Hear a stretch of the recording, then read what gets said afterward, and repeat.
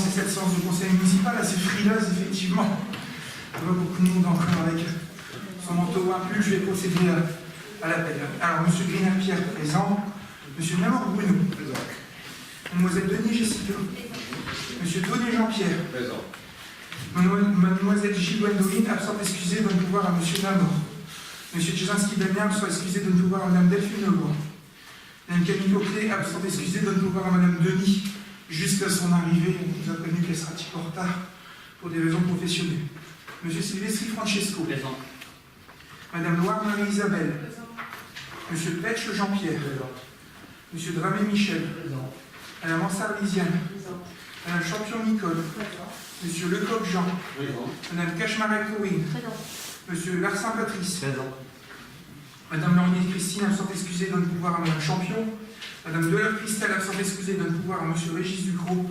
M. Ducrot Régis. Mme Plus Alexandre, absente excusée, donne pouvoir à Mme Cachmarek. Mme Legrand Delphine. M. Didier Descamps, absent excusé, donne pouvoir à Mme Lisiane Ansar. Mme Mazier Cathy, absente excusée, donne pouvoir à M. Petch. Mademoiselle Duboc-Ajalis, absente excusée, donne pouvoir à M. Dramé. M. Plasmarck, absent excusé, donne pouvoir à Mme Bisgan. Mme Fernande Bisgan. Oui. M. Gaillet-Joël. Oui. M. Collet-Baki Patrick. Présent. Mme Dubois-Jacqueline, absente excusée, donne pouvoir à M. Griner. Très bien.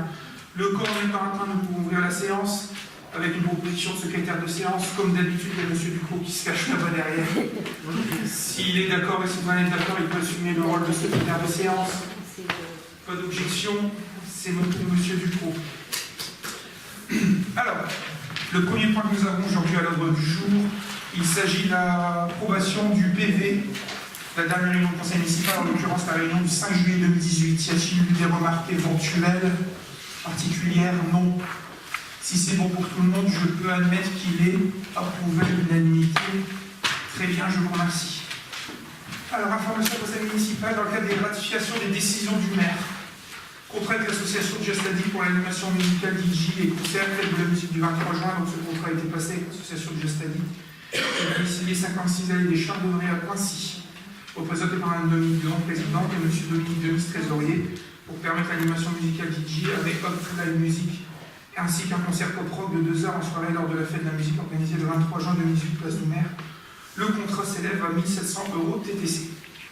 Le point suivant, il s'agit d'un avenant fixant la rémunération définitive du cabinet Bidon. C'est le cabinet qui a la marché de maîtrise d'œuvre pour l'aménagement de l'espace sportif cheval. Effectivement, un avenant est passé puisque la proposition du maître d'œuvre à l'époque était d'avoir des honoraires à hauteur de 5,10% du montant total des travaux. L'enveloppe des travaux ayant été revue un petit peu à la hausse pour appliquer ces 5,10%. Un avenant est passé à hauteur de 41 070,28 € TTC. Le point suivant, il s'agit d'une convention d'audit et d'assistance pour la passation des marchés d'assurance.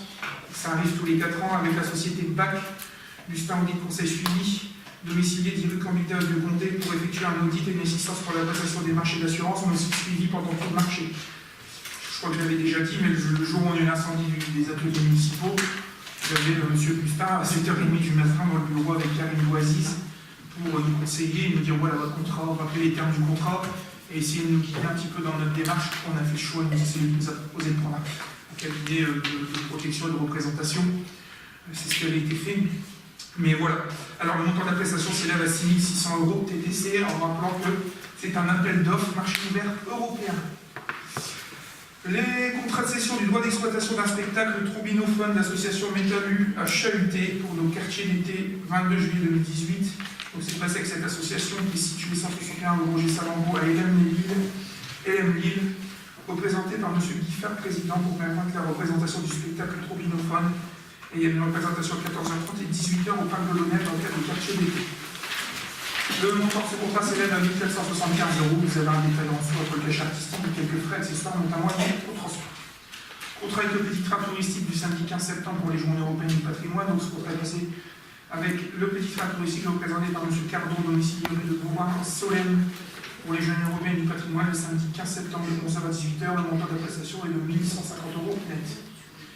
La décision attributive du lot numéro 1 donc c'est le lot qui est référent au aménagement de la cour pour le marché de travaux d'innovation de l'école Pasteur sur la commune de Tirochin. Donc ce marché, le titulaire du marché, il n'y a eu qu'un seul candidat, la société ID Verdé, domiciliée à Bouchain et le montant de ce lot TTC 129 954,62 €. Toujours pour ce même marché de rénovation d'école Pasteur sur la commune de Quiévrochin, le lot numéro 2 qui est le lot toiture, couverture. Il y avait 4 ou 5 candidats et c'est la société Alban Ducrot, domiciliée 36 rue du Collège à Avesnes-sur-Helpe, qui a été retenue pour ce marché pour un total de 108 528 € TTC.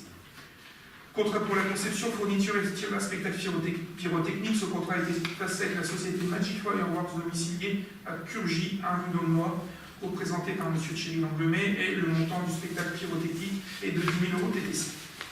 Contrat avec l'association Picaresque pour 2 représentations de spectacles à fleurs en tournée, des animations par des musiciens et jeux traditionnels, tir-loterie lors du quartier d'été du 22 juillet. Donc c'est passé avec l'association Picaresque qui est domiciliée 35 rue de la Table à Amiens, représentée par Mme Jeannette Buisine, présidente. Donc représentation du spectacle, la fleur en tournée, le camion théâtre Picaresque de marionnettes, des animations, musiciens et jeux traditionnels lors des quartiers d'été du 22 juillet à 14 h au parc de Lonel. Le montant de ce contrat s'élève à 1 830 €. Coût des prestations 1 550, il y avait un coût de déplacement, un frais d'hébergement puisqu'il passe la nuit. Et en dessous, il y a un contrat toujours avec la même société, mais pour des représentations qui ont eu lieu la veille, toujours au quartier d'été. Donc, et le montant de ce contrat est de 1 150 € puisqu'il y avait moins de représentations. Et forcément, on ne peut pas payer 2 fois les frais de déplacement et les frais d'hébergement. La convention de partenariat transfrontalier Quiévrochin-Quiévrin, l'équateur franco-belge de Quistac, donc une convention est passée avec la commune de Quiévrin. L'objectif, c'est de rémunérer la société Groupe Terre ASBL, située à Herstal, qui fait la location des Quistac dans le cadre de l'animation qui s'est passée au 15 août de Beza.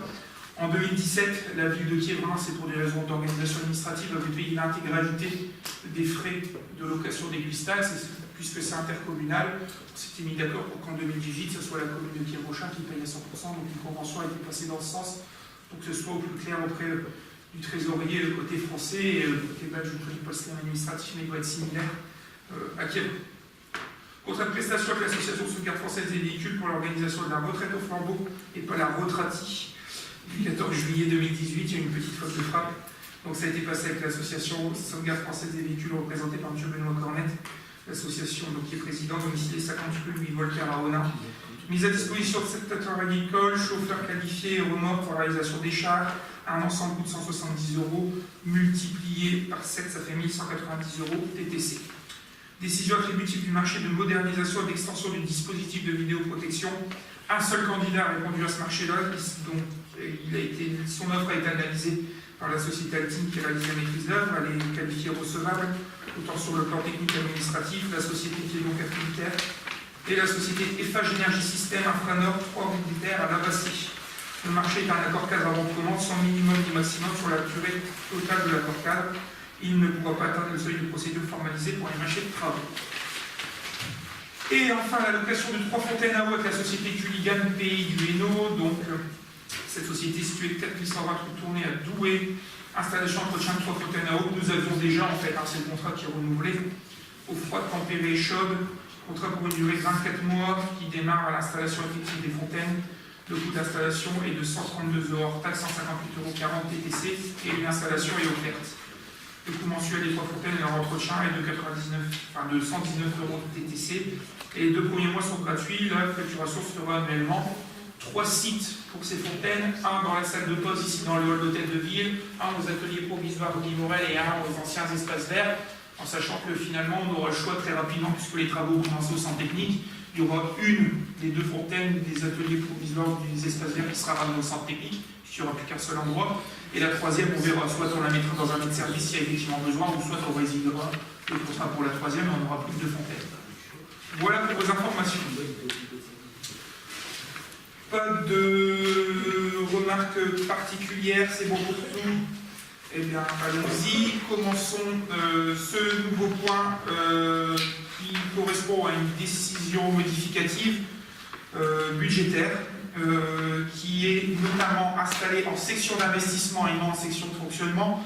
Généralement, la retouche en section de fonctionnement, on la fait en fin d'année pour ajuster les crédits.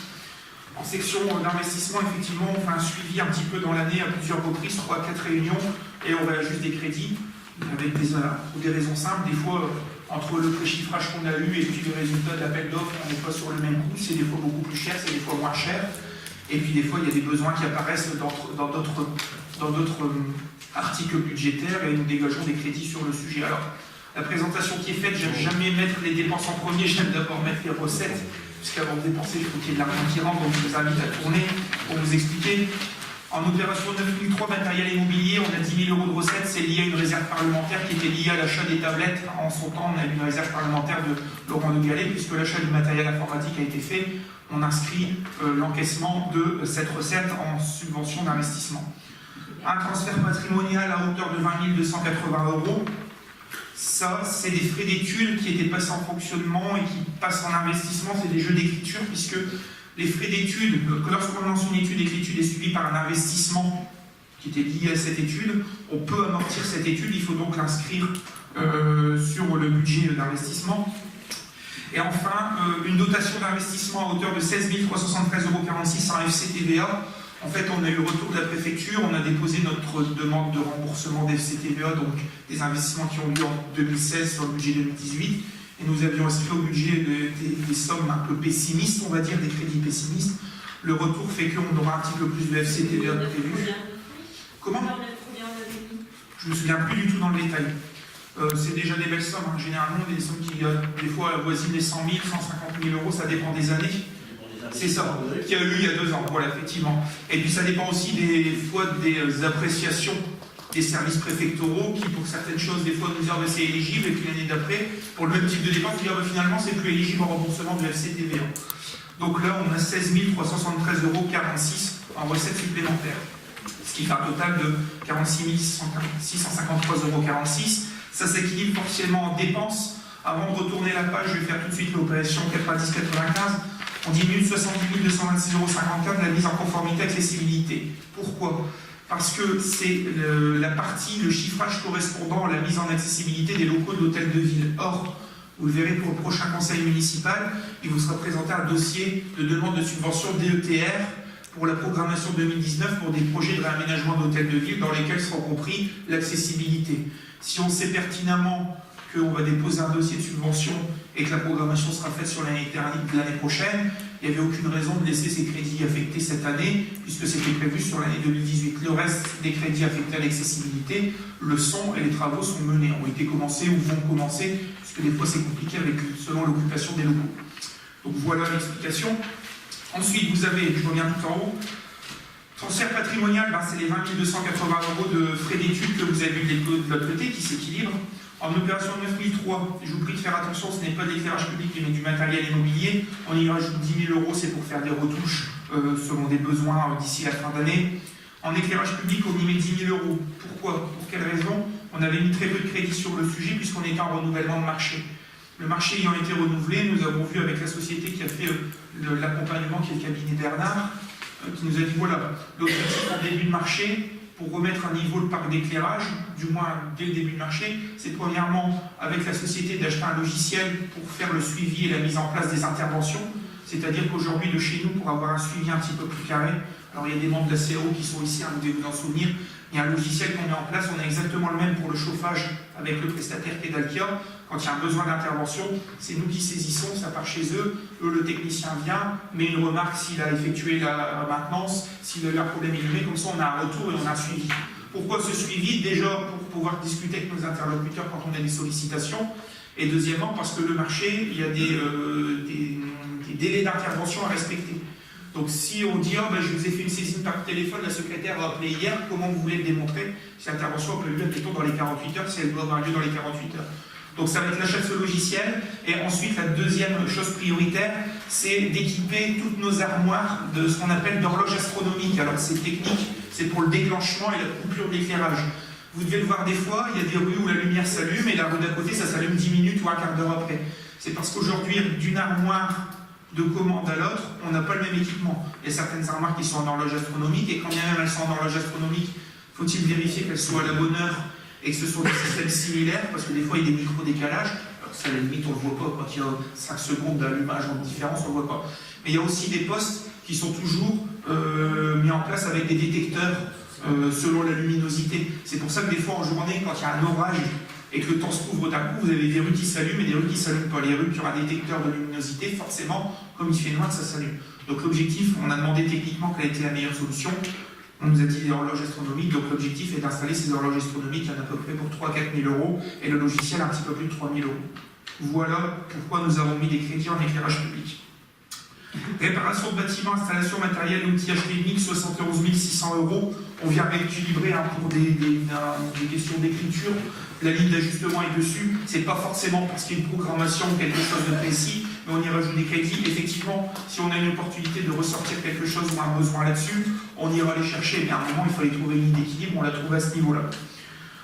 Ensuite, en 9 44 en cimetière, 12 360 euros, c'est simplement que le chantier va commencer, je crois ici courant octobre, l'installation de nouveaux columbariums, puisqu'on arrive en fin de, j'aime pas le terme, mais commercialisation, j'aime pas ce terme-là, mais des columbariums disponibles, on en a presque plus.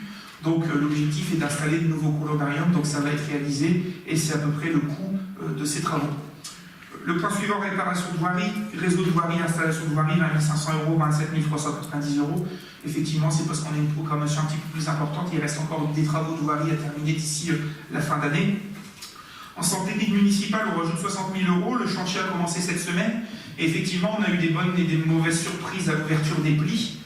Déjà, il y a eu un lot qui a été infructueux. Donc, il a fallu relancer une procédure très courte.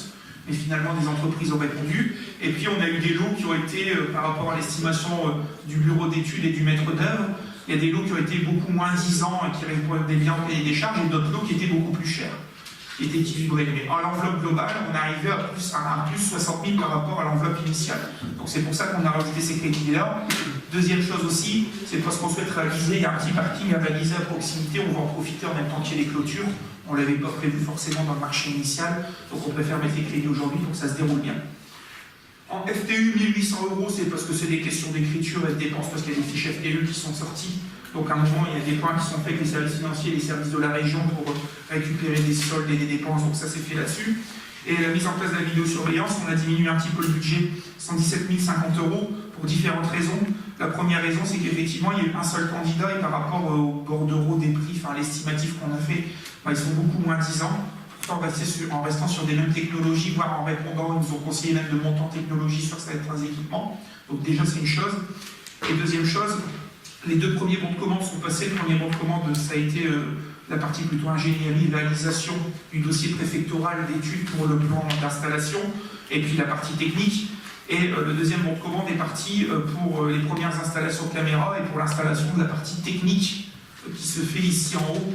Donc dans les combles de l'hôtel de ville, les travaux sont en train de se terminer tout doucement. On va pouvoir commencer à installer la salle technique. On était tenu par ça, mais aussi par la fibre, puisque depuis ce matin, la fibre remonte et arrive là-bas dans les combles, alimente pas encore l'hôtel de ville pour sa partie internet complète, mais alimente au moins le haut pour à l'avenir la vidéoprotection, et puis le réseau Rédeval, connexion des hôtels de ville et de l'hôtel communautaire, la communauté d'Avlon. La deuxième raison, c'est effectivement on est déjà assez bien avancé dans l'année, et voilà, il faut avoir une réalité budgétaire. Tout ne pourra pas être réalisé forcément d'ici la fin d'année. Pourquoi aller geler des crédits là-dessus pour des choses où on sait pertinemment que ce ne sera pas réalisé? C'est ce qu'on disait tout à l'heure sur d'autres choses. À côté de ça, d'autres choses ont peut-être été réalisées, il y avait des besoins de crédit, autant dispatcher et réajuster comme il faut. Pour moi, c'est de la vie budgétaire, ça ne veut pas dire qu'on a une mauvaise préparation budgétaire, mais un budget, ça vit, c'est comme vous au quotidien. Vous faites un prévisionnel sur l'année en disant, bah voilà, telle période, je vais changer ma machine à laver ou quoi que ce soit. Vous mettez un peu d'argent à côté, puis vous arrivez à un autre pépin ou autre chose, et vous devez vous retourner et trouver d'autres solutions. C'est un peu la même chose dessus. On peut toujours prévoir et préparer au mieux, mais des fois, il y a des besoins de retouche en année. Prochain conseil, il y aura une DM, effectivement, puisque fin d'année, on régule pour être au carré, au plus juste dans les crédits. Voilà ce que j'avais à dire. Je pense avoir été quand même plus ou moins exhaustif. S'il y a quelques questions, oui. Oui, j'en aurais une. J'ai bien compris avec l'accessibilité, là, si vous avez des travaux qui doivent être reportés, donc vous budgétez en moins. Par contre, là où je ne comprends plus rien, mais alors, c'est la mise en place des vidéosurveillance. Alors, oui, là, c'est moins 117 050. Vous nous faites une première estimation, vous nous dites, ah oui, c'est un budget servi, c'est comme une bonne mère de famille, ça prévoit plus et puis ça dépense moins, tant mieux, pour tout le monde. Mais là, je ne comprends plus rien. Vous avez fait un emprunt de 400 000 euros pour la vidéosurveillance. Vous avez budgété 700 000 euros il y a 3 ans. Ça fait la 4e année qu'il n'y a rien de fait.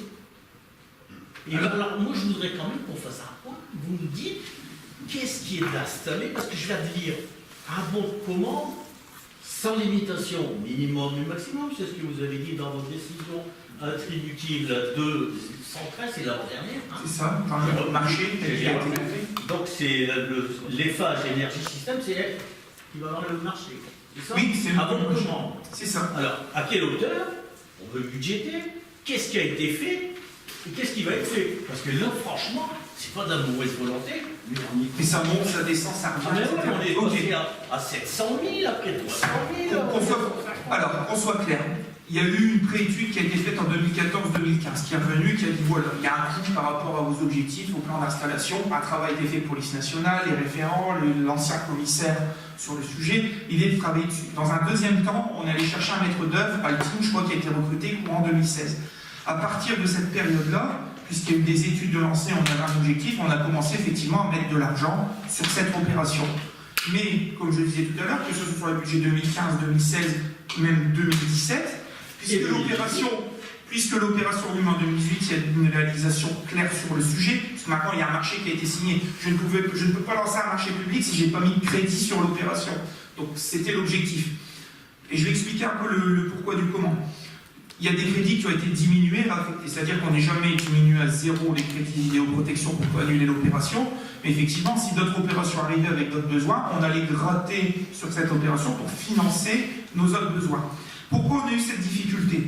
Parce qu'au fait, au fur et à mesure des différents échanges qu'on a pu avoir sur les 2 dernières années, c'est que les propositions qui ont été faites, et on a perdu un an sur cette question-là, c'est sur des choix vraiment techniques et technologiques. Premier choix, première question qui a été posée, l'utilisation et le déploiement du réseau, quelle technique? Est-ce qu'on met un réseau connecté en fibre optique, physique? Est-ce qu'on met un réseau qui fonctionne avec ce qu'ils appellent de la boucle radio, donc avec des antennes, etc. Ou est-ce qu'on fait un réseau mixte? Il est vrai que quand on est venu dès le départ sur la mise en place de ce genre de choses, on s'est dit, ben voilà, on va faire un réseau mixte puisqu'il y a de la fibre avenue Jean Jaurès, là on pourra positionner, quand bien même il faudra quand même demander au prestataire qui a la fibre si on a la possibilité de se connecter dessus, ce qui n'était pas le cas techniquement, parce que la fibre est déjà chargée aujourd'hui. Et la deuxième question qu'il y a eu, ça a été de dire, dans les décisions techniques, ils ont dit voilà, faites gaffe, vous n'avez pas de la fibre partout, si vous voulez mettre de la vidéo un petit peu partout, il y a des endroits où vous allez devoir couvrir avec de la boucle radio. On s'est donc renseigné pour foncer pour avoir un petit peu les retours boucle radio. On a Philippe Daucher qui était ici et qui, dans ses anciennes fonctions, a suivi un projet de vidéoprotection et effectivement, ils ont rencontré des grandes difficultés sur la mise en place des boucles radio pour avoir de la qualité vidéo. Donc l'objectif, c'était pas non plus d'aller claquer un pognon fou pour avoir un retour qui était de mauvaise qualité. On est d'accord sur la boucle radio. Je suis moi-même allé voir à l'ancienne, je suis allé au CSU, où j'ai vu des caméras en fibre en pleine ville, puisque tout est presque fibré, et des caméras mobiles qu'ils installent sur des modes qui sont en boucle radio. C'est le jour et la nuit. Il y a la caméra boucle radio, on n'en fait pas forcément grand-chose, quand bien même les choses ont évolué, parce que ça change assez vite sur ces technologies-là. Donc on a mis un frein en disant, voilà, aujourd'hui on freine, parce qu'on attend, premièrement, d'avoir un retour sur qualité au vu du coût que ça représente, et de travailler plutôt sur un réseau fibre physique, et deuxièmement, le choix de la base d'enregistrement qui se ferait plutôt dans les courbes de l'hôtel de ville, ou du moins dans un bâtiment qui ne serait pas mutable, l'enregistrement et le visionnage, mais surtout l'enregistrement, et non dans les locaux de la police municipale, puisqu'on pourrait être amené, dans les années à venir, à changer les locaux de la police municipale, et s'il faut commencer à muter tout le système, la fibre, tout arrive là-bas, ça va être compliqué. Première chose. Deuxième chose, on dit, effectivement, si on doit aménager dans les courbes, il faut bien faire des remarchés et commencer à aller chercher des subventions pour aménager ces courbes-là, ce qui a un coût supplémentaire, ce qui a été fait, ce qui est en phase d'être terminé. La dernière chose qu'on a eue, c'était comment on rejoint la rue Jean Jaurès, la fibre rue Jean Jaurès, ici l'hôtel de ville. 2 options ont été proposées. Il y avait des balles. Mais c'est pour ça. C'est pour ça. Voilà. 2 options. Si vous le faites ici, oui, c'est gratuit. Mais les débats, ça arrivait aujourd'hui. Ils ont posé le coffret au coin il y a une quinzaine de jours, ça arrive aujourd'hui.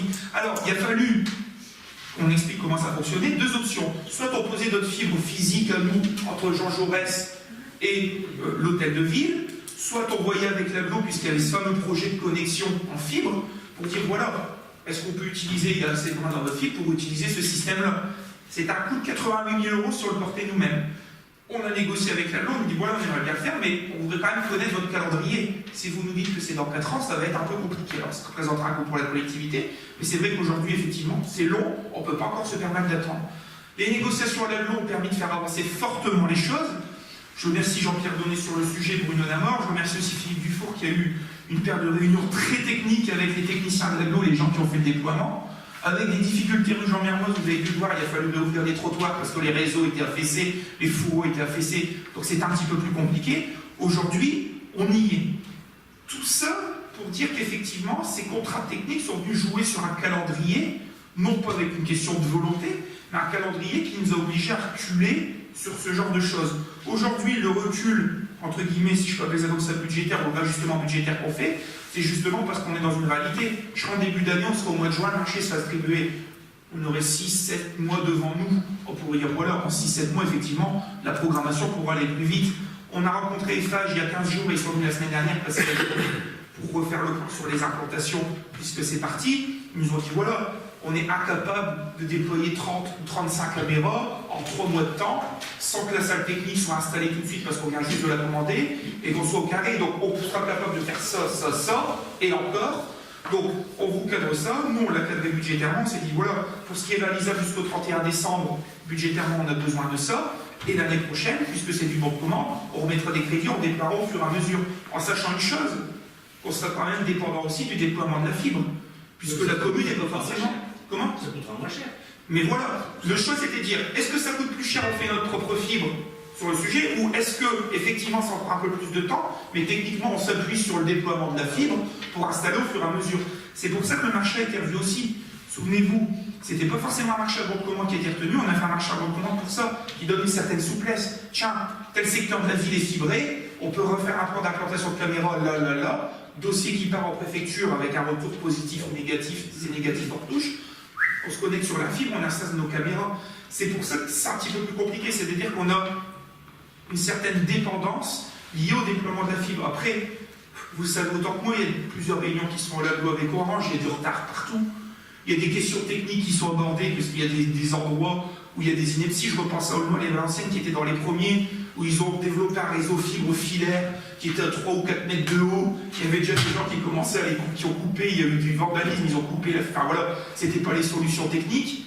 Donc voilà, on sait qu'il y a du retard sur le sujet et il y en aura. D'ailleurs, quand on interroge Orange, alors je ne sais plus s'ils étaient venus en conseil communautaire ou en bureau, le propre chargé de mission d'Orange dit voilà, on vous donne un calendrier, mais même moi, je ne vous le garantis pas à 1 an, voire 2 ans près, parce que c'est tellement aléatoire, c'est très compliqué. Et il y a l'état des réseaux aussi, hein, des fourreaux, quand ils sont venus avant de tirer les fourreaux à l'hôtel de ville, ils ont dit on le fait. Puis quand ils ont commencé à faire de la vidéo, l'inspection par vidéo, ils se sont dit oula, au bout de la rue des Frères Claes, c'est affaissé, devant la piscine, c'est affaissé, au niveau de l'église de Blanc-Misfort, c'est affaissé. Donc, avant de passer le cap, il va falloir rouvrir tout ça et tout remonter. Donc, c'était quand même assez complexe. Aujourd'hui, on est quand même arrivé à monter ce genre de choses. Pas oublier un truc aussi, c'est que sur la fibre, plus on est sur le central, l'objectif c'est de faire une connexion rideval, plus on est proche des locaux communautaires, plus on arrive rapidement. Ça a dû être la même chose quand l'électricité s'est déployée et quand le téléphone s'est déployé. On est ici en extrémité, j'étais ce matin en réunion, je discutais de la même chose avec mon collègue qui est maire à Artres, qui est élu à l'autre bout, au fin fond du sud du Valenciennois, et mon collègue Jacques Schneider à Ernie, qui est côté nord, et qui disent voilà, effectivement on est dans les derniers, puisque le déploiement parle des villes-centres, puis après il s'éloigne de plus en plus, étant en extrémité sur le sujet, c'était compliqué. La seule chance qu'on a eue, c'est que la rue Jean Jaurès, il y a une fibre, hein, si je parle son contrôle Jean-Pierre Denis, qui fait Mons-Valenciennes, et qui permettait déjà d'avoir cette colonne vertébrale. Mais si on n'avait pas cette fibre-là, on attendra encore un petit peu. Donc voilà, tout ça pour vous donner un petit peu les raisons et le timing. Alors effectivement, ça a toujours été des budgets fluctuants, quoi que ce soit. Mais on a toujours été attentif à laisser des crédits dessus pour dire que voilà, l'opération c'est un pas, et peut-être que techniquement, ce qu'on nous avait dit que ça serait dans 1 an, pour diverses raisons, en 6 mois ça peut être débloqué, peut-être que plus rapidement on pourra déclencher des investissements dessus. Voilà pour les explications. Bien, les explications sont assez longues, elles sont plutôt claires. Mais, je vais dire plutôt claires, mais vous ne répondez qu'à une partie de ma question. Ma question c'est qu'est-ce qui fonctionne actuellement? Quel est l'état de la vidéoprotection actuellement? Voilà. Actuellement, on a des caméras qui fonctionnent, qui sont installées sur la rue Jean Jaurès. Ça va des 4 pavés à la frontière. On a deux caméras HS parce qu'elles ont été vraiment... on a tiré dessus, il faut être clair, il y a des gens qui ont tiré dessus à l'arme à feu. C'est une qui est située en frontière et une qui est située cité du Corbeau sur la place. Voilà. Les autres caméras fonctionnent et la troisième, on a eu un souci dernièrement, c'est pas le fait qu'on soit tiré dessus, mais je pense qu'avec le vent qu'il y a eu la semaine dernière, ça arrivait cette semaine, il y a dû avoir une mauvaise connexion, elle s'est déconnectée, c'est la caméra qui est à l'entrée, presque devant l'église de Blanc-Misseron, au niveau du foyer, qui est là en retour, et que celle-là, on ne trouve plus le signal. La deuxième chose qui nous pose problème, les autres caméras sont en fonctionnement, avec une seule difficulté. Forcément, elles ont 10 ans, les technologies ont évolué, et aujourd'hui c'est compliqué. Il y a 10 ans, c'était top, il ne faut pas critiquer, mais à l'époque, ce qui est installé, c'est ce qui se faisait mieux. Aujourd'hui, quand on met une caméra à côté, voilà, c'est comme si on achète une voiture ou un micro-ordinateur. Le PC qu'il y avait il y a 10 ans et le matériel informatique qu'on aura aujourd'hui, ça n'a plus rien à voir du tout. Donc voilà. La deuxième difficulté qu'on a sur ces caméras-là, c'est à la fois la technologie, la résolution, et la deuxième chose, c'est que les globes commencent à être de plus en plus flous. Donc c'est-à-dire flous. On passe de temps en temps à les nettoyer lorsqu'on a une nacelle, on en profite. Mais avec l'âge, il faut commencer à démonter toute l'optique ou quoi que ce soit. Comme on est sur des investissements qui vont arriver très rapidement sur le sujet, on a fait le choix de dire le renouvellement priorité sera sur ces caméras-là. Donc en fait, ces caméras-là, elles sont déjà fibrées, il y a juste à changer de dôme. Donc il y a rien qui fonctionne alors. Si, ça fonctionne. Sur les caméras, il doit en avoir une dizaine qui fonctionnent.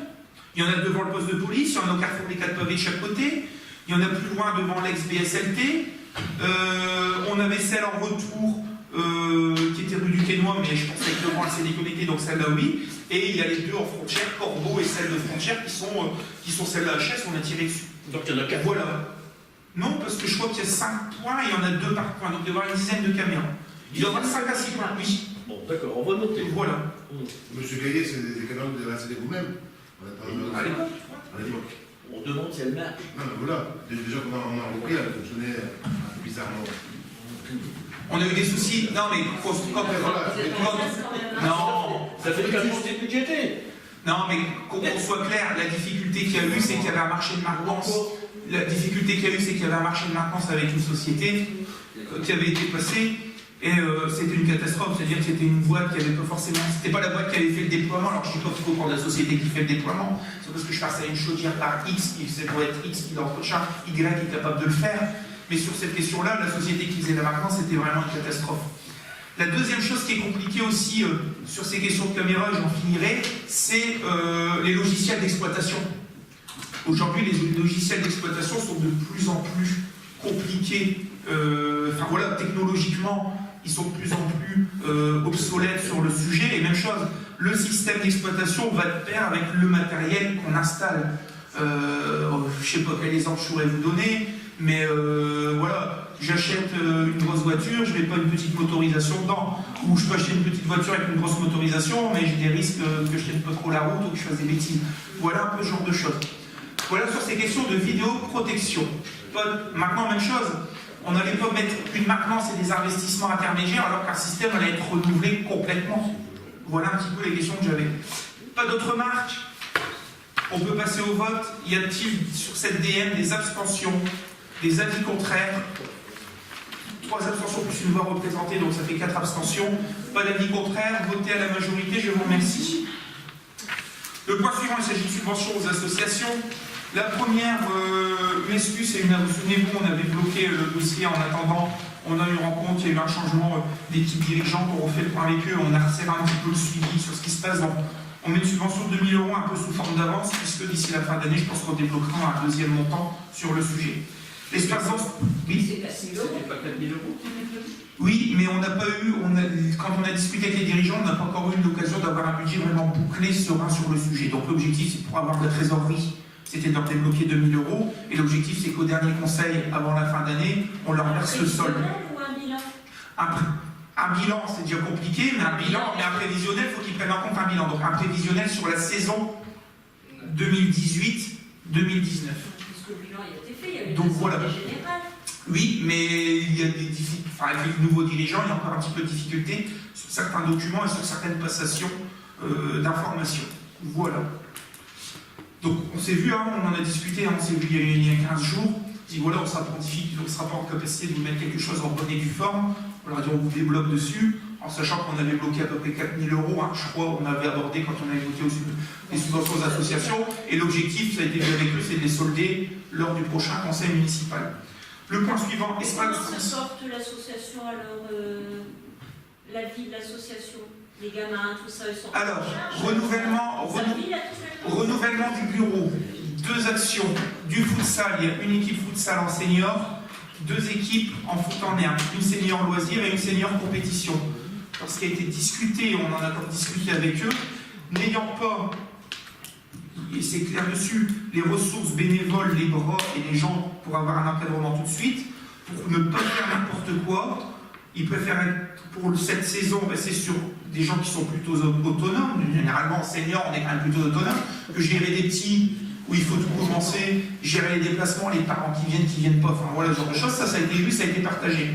L'objectif pour la saison, là tout se passe bien, l'objectif pour cette saison, c'est de renforcer un peu le staff technique et le staff administratif de l'association pour repartir sur 1 ou 2 équipes de jeunes, que ce soit en salle ou en herbe, pour la période, la saison 2019-2020. Oui, parce qu'actuellement, les gamins vont où alors pour faire du football?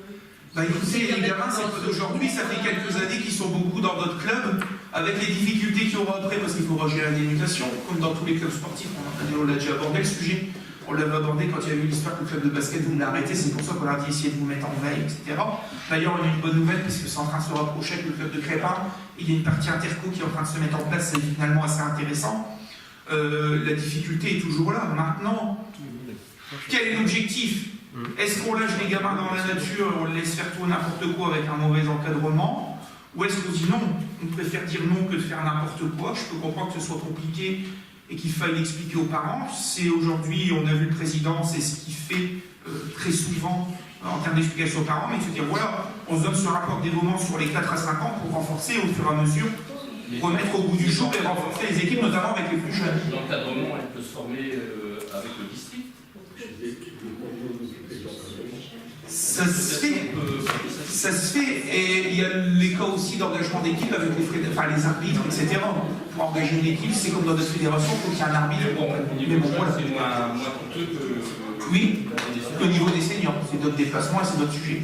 Voilà pour cette question-là. Le point suivant, il y a une convention de partenariat Espace Inspection, une convention de partenariat saisonnière. Saisonnière, c'est ce qu'on fait maintenant sur le sujet.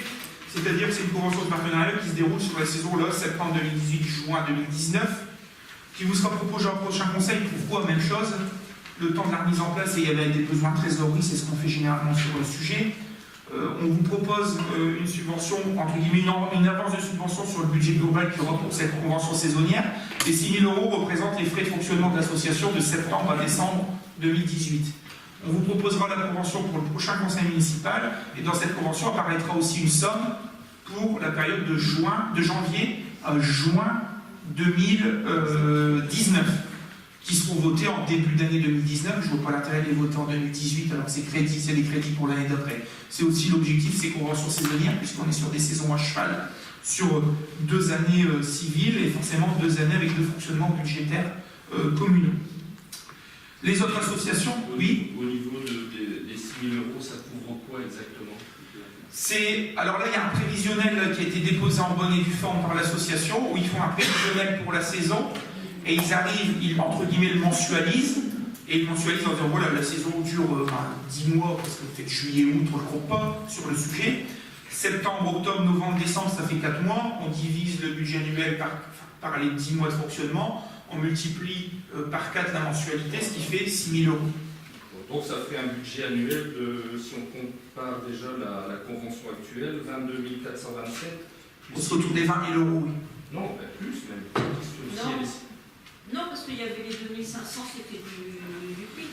Oui, en fait, dans les avenants, dans la convention, il y a des avenants qui viennent parce qu'ils sont support PIC et support quartier d'été. Je n'ai même pas compris pourquoi c'était dans leur convention le PIC.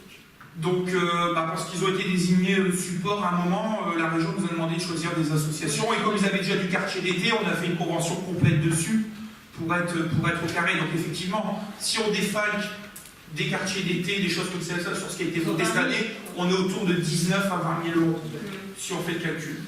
Et ensuite, les autres subventions, ça fait un total de 1 800 €, mais c'est les associations qui ont participé au 14 juillet, comme chaque année. Voilà pour ces présentations. Y a-t-il des questions spécifiques? Au niveau du 14 juillet, peut-être un peu moins d'associations qu'auparavant. Oui. Il manque le sud de 920. Non, et justement, si on peut ouvrir une petite parenthèse par rapport à la décision. Ouvrez la parenthèse. Pourquoi tant de haine par rapport à une association? Bah oui.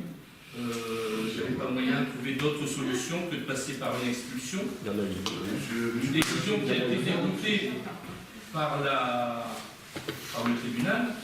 Est-ce que c'est pas judicieux? On n'est pas là pour se fâcher, mais on est là pour trouver des solutions. Est-ce que maintenant le tribunal a rendu une ordonnance, la ville a été déboutée sur le sujet. Et ce studio 920 aussi. Oui, non, mais Sur le fait de l'expulsion.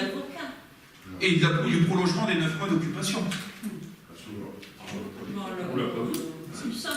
Et ça arrivera au prochain conseil, ça, hein, parce que forcément, je suis obligé de donner une information chaque fois qu'il y a un litige concernant la ville, je suis obligé de faire une information au conseil, on l'a déjà eu pour d'autres sujets, donc je le ferai au prochain conseil, enfin une présentation, information au conseil municipal de la décision du tribunal administratif de telle date ou quoi que ce soit, donc ne vous inquiétez pas, il y aura. Pourquoi tant de haine? Je trouve que le terme haine est quand même mal choisi. Oui. Je voulais la question. Oui, bien sûr, La question, c'était pourquoi, à l'issue de la décision du tribunal, ne pas permettre à l'association de pouvoir utiliser les locaux pendant la période de 9 mois, en faisant une convention de mise à disposition de l'équipement de manière précaire, s'il le faut, le temps que l'association puisse se retourner et ne pas procéder à, comme vous l'avez fait dernièrement en coupant l'électricité, à l'association pour que ne puisse pas utiliser le... Un an et demi qu'on discute avec l'association du Sud 920, je suis au courant quand même. On est oui, bien sûr. Non, les discussions, vous avez... On va refaire un historique. On va refaire un historique très très rapide. C'est pas forcément. Si, il faut expliquer, attendez. Il y a ça, on peut pas réduire la question à ça. Attendez, c'est pas le verre à moitié vide, à moitié plein. Il faut voir les choses dans leur globalité. Bon. Il y a eu, historiquement, depuis des années, c'est historique, j'ai jamais compris, jamais personne n'a su nous donner les explications claires, 2 associations de danse. Il y avait eu la première qui a été ouverte, qui s'appelait Studio 920, et quelques années après, très rapidement, un an ou deux après, est venue apparaître une deuxième association qui s'appelait Espace Danse Petit Chaussons. Ça, c'est le public, monsieur Tison, merci. Si vous voulez que c'est l'inverse, mais il y a 2 associations. Allez, oui, allez. Chut, merci. C'est toujours resté comme ça. Ce qui était regrettable, c'est qu'effectivement, ça a été compliqué, pas que l'époque depuis où on est élu, mais avant, et vous savez très bien, d'essayer de faire des fois travailler, faire des montées des projets ensemble, puisqu'on s'est heurté d'un côté comme de l'autre, hein, je ne suis pas en train de faire la pub de l'un ou de l'autre, mais des fois à des personnalités, à des gens qui avaient des positions très dures, en disant moi l'autre ce qu'il fait en face c'est nul, et l'autre est torqué, bah toi ce que tu fais en face c'est nul aussi. C'est tout, c'est comme ça, c'est la manière de faire, c'est de cette manière-là. J'ai eu à cœur, et je le dis ici, depuis le début de mon mandat, d'essayer de traiter les questions associatives de la manière, je ne vais pas dire la plus juste, mais du moins la plus claire possible. Et je n'admettais pas que sur les questions de la danse, une des 2 associations qui était le Studio 920 avait une convention de partenariat, tacitement reproductible, ce qui était entre guillemets illégal. On n'allait pas réformer les choses tout de suite, mais voilà. Et qu'à côté de ça, une autre association, enfin, avec une somme importante, il faut dire ce qui est, et qu'en face, on avait une deuxième association qui avait une très petite subvention, mais qui derrière avait du personnel municipal mis à disposition. À hauteur de combien? Je n'ai plus, monsieur Daucher. Dans les 58 000? Ça coûtait. Oui, même un petit peu plus que ça. Avec des situations. Non, mais avec des situations. Non, d'un côté, il y avait 20 à 25 000 € de subvention, et de l'autre côté, il y avait du personnel municipal, plus une petite subvention vraiment aléatoire. Et les locaux, on va dire kiff-kiff. On ne va pas commencer à détailler sur les locaux. Là, il y avait 3 mètres carrés de plus que l'autre, mais à peu près kiff-kiff. Bon. Les premières difficultés que j'ai eues, c'était de dire, je ne vois pas pourquoi, au niveau associatif, il y a des associations qui bénéficieraient de mise à disposition personnelle municipale. Je vous invite aujourd'hui à faire le tour.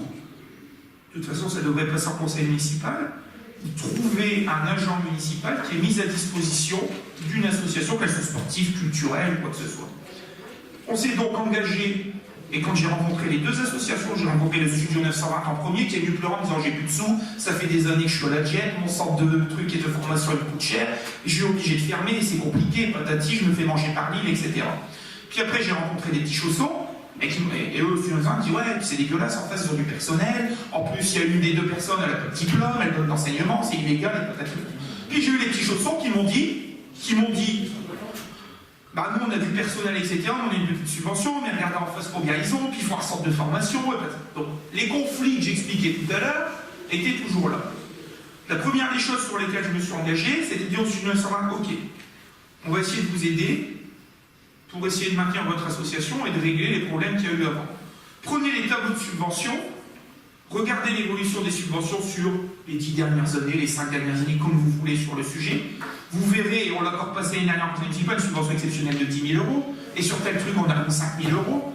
Et quand c'était pas le banquier qui nous écrivait, c'était les prestataires qui nous disaient on n'est pas payé, et nous on remettait une subvention, on n'est pas payé ou quoi que ce soit. Mais on leur a dit, on va essayer de résoudre les choses. Ils ont pris aussi des décisions courageuses parce qu'il a fallu licencier du personnel, se réorganiser ou quoi que ce soit. Ça faisait partie entre guillemets du deal de dire voilà, nous on veut bien vous soutenir, mais de l'autre côté vous faites des efforts aussi. Efforts communs. En parallèle avec les petits chaussons, il a été clair et le personnel avait été reçu en son temps, de dire il est hors de question de continuer à financer des mises à disposition de personnel. Et nous, clairement, les postes n'existant pas sur une école municipale de danse ou quoi que ce soit, il va falloir trouver des solutions pour personnel, soit muter, mais en tout cas, chez nous, ça ne fonctionnera plus. Et la convention de mise à disposition sera arrêtée. Donc, ce qui disait à l'association, il faudra vous débrouiller, donc on vous financera pour trouver des profs. Par contre, tous nos profs, qu'est-ce qu'on fera? Comme elles étaient certaines dans la filière, une dans la filière artistique, on lui a proposé de refaire l'émission, une deuxième qui était plutôt dans la filière jeunesse et sport, on lui a proposé de faire des missions, en disant ben voilà, vous avez encadré la cantine, vous allez faire les centres de loisirs, parce qu'un agent n'est pas titulaire de son poste mais de son grade. Donc elle est dans sa fonction, quand on est en service jeunesse, ben voilà, je ne fais pas forcément que de la danse, demain je peux être appelé sur les centres aérés. Et les agents ont été rencontrés, ils nous ont dit voilà, une des 2 agents nous a dit moi je mute, elle a tourné un poste très rapidement, et on ne l'a pas remplacée, puisque notre politique c'était de dire on arrête les mises à disposition. Et la deuxième très rapidement a dit bah, écoutez, moi je quitte les services, on s'est mis d'accord, elle a fait un départ, elle a demandé son départ, elle est partie. Et l'association Petit Chausson, c'est vu, ça date d'il y a un an, on dit voilà, on va faire le même fonctionnement que le Studio 920, convention, vous nous faites un budget annuel et ça sera de la subvention. Voilà. Parmi les choses sur lesquelles on a discuté, c'est que l'année dernière, le Studio 920 vient nous voir en disant j'ai pas encore de sous, je m'en sors pas, il me faut 10 000 €, 20 000 €, j'ai tel truc, j'ai les huissiers, j'ai l'URSSAF, j'ai faim. Comme chaque année, 2 à 3 fois par an. 2 à 3 fois par an. La discussion qu'il y a eu, c'était de dire, bon écoutez, maintenant les 2 associations, ce que vous réclamez depuis des années, elles sont au même niveau. Vous ne pouvez pas me dire qu'une association a du personnel et pas de subvention, et que vous avez des subventions mais pas de personnel. On a réglé ce problème-là. L'engagement qu'on avait pris a été respecté. Première chose. On l'a respecté aussi vis-à-vis des petits chaussons, parce qu'on leur a dit, le jour où on n'arrête pas ça, on aurait pu très bien dire, on vous donne plus de subvention, on vire le personnel et vous mettez vous aussi la clé sous la porte. On vous laisse, c'est en septembre-octobre, faire fonctionner cette saison là-dessus. Par contre, on se voit très rapidement à partir de janvier-février, parce qu'on souhaiterait que vous puissiez enfin travailler ensemble, puisqu'aujourd'hui, il n'y a plus la question du personnel mis à disposition et de la subvention, vous êtes au même niveau, et essayer de travailler sur un projet commun sur lequel on pourrait vous accompagner avec les services, non pas dans un but de faire des économies, puisque s'il y avait 100 gamins d'un côté et 100 de l'autre, je pense qu'avec en créant une installation, il y en aurait peut-être eu 200, donc les coûts auraient été différents, il n'y avait aucun objectif sur le sujet, mais d'avoir une certaine synergie et d'arrêter ces isamies entre bénévoles, etc. Tout ça. En sachant très bien que les 2 côtés, d'une asso comme de l'autre, la discussion qu'on a eue avec les membres des conseils d'administration nous dit voilà, nous on est plutôt en fin de cycle en termes de dirigeants, on risque de passer la main dans l'année ou dans les 2 ans qui viennent ou quoi que ce soit. J'aurais dit voilà, vos bagarres il y a des années, on peut les mettre de côté et compter plutôt sur des gens plus jeunes pour se rapprocher et travailler. On a eu un certain nombre de réunions avec techniciens élus qui des fois sortait avec des résultats très positifs parce qu'on se rendait compte que ça avançait. Entre deux, on disait aux associations, voilà, il y a ça, il faut que vous voyez pour discuter. Elles se rencontraient, des fois elles se rencontraient plus. La réunion d'après, c'était très positif, celle qu'on se voyait 3 semaines après, on se faisait la tête, c'était des trucs. À un moment, on ne pouvait plus continuer de cette manière-là. Il a fallu faire un choix. Et le choix qu'on a présenté aux associations, c'était de dire, voilà, aujourd'hui, ce qui serait intéressant, c'est de garder une structure associative, celle qui est en meilleure santé financière et administrative, qui étaient les petits chaussons. On ne va pas se leurrer, il faut être clair, on ne va pas se mentir. Vous pouvez pas C'était les faire petits un chaussons. choix d'une association, elles sont libres de s'administrer elles-mêmes. Elles sont libres. Vous pouvez leur conseiller peut-être de C'est ce se qu'on a fait. dissoudre et de refaire une nouvelle association. Mais là, vous avez fait un choix d'une association. C'est pas au maire de choisir. Alors, que je vous explique. On a proposé des solutions techniques. Il y avait 2 solutions. Une fusion-dissolution, ça prend un temps fou. L'objectif, c'était d'être prêt pour la rentrée et que ça fonctionne. Et on n'était même pas, au vu de l'engouement, notamment d'un des 2 partis en cause dans les associations, on se disait, on va nous le faire à l'envers, comme on nous le fait à l'envers depuis des années en disant, bah, ça, on nous donne des sous, mais il n'y a jamais assez de sous, comme vous l'avez eu aussi pendant des années. La deuxième option, c'était de dire, voilà comment on fonctionne. Il y a une asso qui est en bon état financier administratif, il y en a une qui est en moins bon état. On fait 2 assemblées générales extraordinaires, on réunit les dirigeants et les membres, surtout, on leur explique la démarche. La première chose qu'on fait, c'est que celle qui est en bon état, on fait une AG extraordinaire, on échange les statuts et on fait une élection de représentants dans laquelle on intègre les représentants à la fois d'une association et de l'autre, et on fonctionne de cette manière-là, et on est carré. On change le nom, qui est plus Espace Petit Chausson ni Studio 920 pour disposer de garder l'un ou l'autre. Et la deuxième, dans la foulée, on fait une AG extraordinaire sur la seconde pour faire le transfert de patrimoine et faire la dissolution d'association. On garantissait aux gens de la deuxième association d'être forcément dans le conseil d'administration de la première, puisque l'AG s'était fait juste avant et ils étaient élus. Voilà comment ça se passait. Ça s'est pas bien passé là-dessus. Les AG ont lieu? Non. Ah, mais pourquoi? Personne n'a souhaité faire d'AG. Voilà. Personne n'a souhaité D'un faire côté d'AG. comme de l'autre. D'un côté comme de l'autre. Donc, Il a il y fallu a prendre. une volonté de faire de fusionner. Donc, D'un côté comme de l'autre. je ne vais pas dire qu'il n'y avait pas de volonté de fusionner, mais disons que les visions que les uns et les autres avaient de la future structure, comment dire, prévoyaient déjà quelque chose qui allait être problématique et où ça continuerait, même si c'est un nouveau nom, qu'il y a des nouvelles personnes qu'on a intégrées, des nouvelles personnes dans le comité ou quoi que ce soit, il y aurait toujours 1 ou 2 perturbateurs qui seraient venus remettre la zizanie. Oui, mais au moins les adhérents auraient On été était informés. Et ce sont les adhérents à l'Assemblée Générale qui prennent les Je suis décisions. d'accord avec vous. Aussi On important. a invité les 2 associations à faire des AG. Maintenant, je ne peux pas forcément, comme vous dites tout à l'heure, vous conseiller, vous allez faire un choix, quoi que ce soit. C'est pas moi non plus qui déclenche les AG. Moi, je suis tout à fait au carré pour venir vous expliquer ce que je vous explique là, en assemblée générale, chiffré, argumenté d'un côté comme de l'autre, pour expliquer ce qui a été fait. Donc vous avez fait un choix volontaire de tailler dans le vif et de dire on expulse Studio 920. Oui. Ah oui, mais Oui. c'est tout. Oui. C'est tout, Mais, il y a quelqu'un qui assume pas ici autour, il y a quelqu'un qui est. Enfin, je sais pas si ça dérange, enfin, je le demande, hein, vous avez la parole aussi. Mais financièrement, Expliquer une deuxième chose aussi. Non, mais il y a eu des éléments qui étaient quand même un petit peu embêtants. des prêts. Sur des questions financières, la situation était plus que houleuse. S'il faut que je vous sorte les historiques de courriers et d'échanges que j'ai eu avec les financeurs, notamment la caisse d'épargne, sur la situation, et Damien Jelinski, c'est bête qu'il soit pas là parce qu'il pourrait vous ressortir une anecdote de début de mandat. C'est dommage. Mais il pourrait vous ressortir une anecdote de début de mandat où on s'est vu avec les dirigeants et on s'est vu avec la caisse d'épargne, on disait voilà, c'est banqueroute, on arrête. Et les dirigeants face de nous disent oui, effectivement, on arrête. Et c'est toujours la même chose, mais bon, sauvez-nous encore une année, on va refaire. Et on disait bon, allez, puis 2 années, puis 3 années. Quand on prend ses partenaires pour des imbéciles, je le dis clairement, pour des imbéciles, qu'on fait tourner les gens en rond, qu'on prend ses membres en otage, qu'on n'a pas une certaine transparence sur un fonctionnement et qu'on ne peut pas faire une AG pour expliquer aux gens une décision ou quoi. Moi, je suis très serein et je serais très heureux de venir expliquer ça, mais chacun répondra aussi de sa position. Je trouve que les relations partenariales sont fortement dégradées et qu'un partenaire aujourd'hui, faites-le ailleurs avec d'autres structures, qu'elles soient publiques ou privées, Faites ce qu'ils ont fait, les réunions où on nous fait tourner en rond, on nous prend pour des imbéciles, ou un jour c'est blanc, le lendemain c'est noir. Allez voir s'il y a encore beaucoup de partenaires financiers qui attendent la logistique et financière importante, qui continuent à vous soutenir. Niet. Mais, monsieur le maire, l'objectif maintenant, il y a une décision de justice. Vous dites que les deux parties sont dos à dos. Moi, je n'ai pas lu ça. J'ai lu que la ville n'avait pas le droit d'expulser. Ça, j'ai lu. Maintenant, c'est pas écrit. C'est écrit. C'est qu'elle demande de la commune de quitter dans les meilleurs délais, c'est-à-dire à la date de publication de la décision du TA, et rejeter. La requête. La requête, elle est. Oui, mais on va pouvoir en débattre au prochain conseil là-dessus. Bon, maintenant. Et j'ai même pas terminé mon historique. C'est bon, simplement. Il y a des faits aujourd'hui, une situation. Il y a des faits.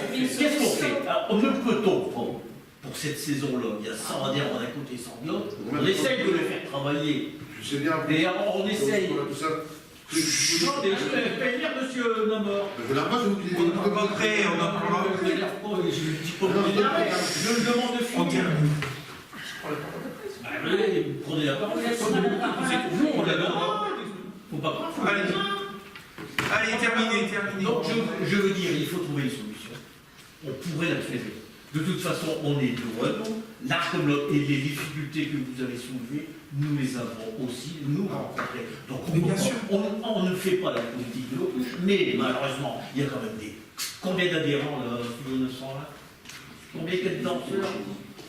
Et ils sont inscrits là, ils font très peu de Kérochard. Mais le Très peu de Kérochard, non, il y a personne dans les aussi, l'association est. On va le faire avec toutes les associations. si on commence à faire. Mais pour revenir dessus, pour revenir sur cette question-là, je termine et je dis que fait-on? Voilà, terminé. On arrive, la convention s'arrête le 1er juillet. Terminé, au revoir. On dénonce une convention. Elle est non reconductible. C'est écrit dedans, lisez-le. La convention s'arrête le 1er juillet. C'est comme un bail. Vous avez un bail qui se termine à telle date. Il n'est pas reconductible tacitement, admettons. C'est fini. À partir du 2 juillet, terminé, au revoir. Pas de problème de dénonciation ou quoi que ce soit. La dénonciation, c'est effectivement si on veut rompre de manière anticipée. Première chose.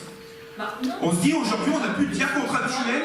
Mais Madame Guisgan, je termine aussi, mais. Puisque la convention dit que quand vous la dénoncez un mois avant. Un mois avant, ça veut dire qu'il y a. Mais vous avez rien compris, Madame Guisgan.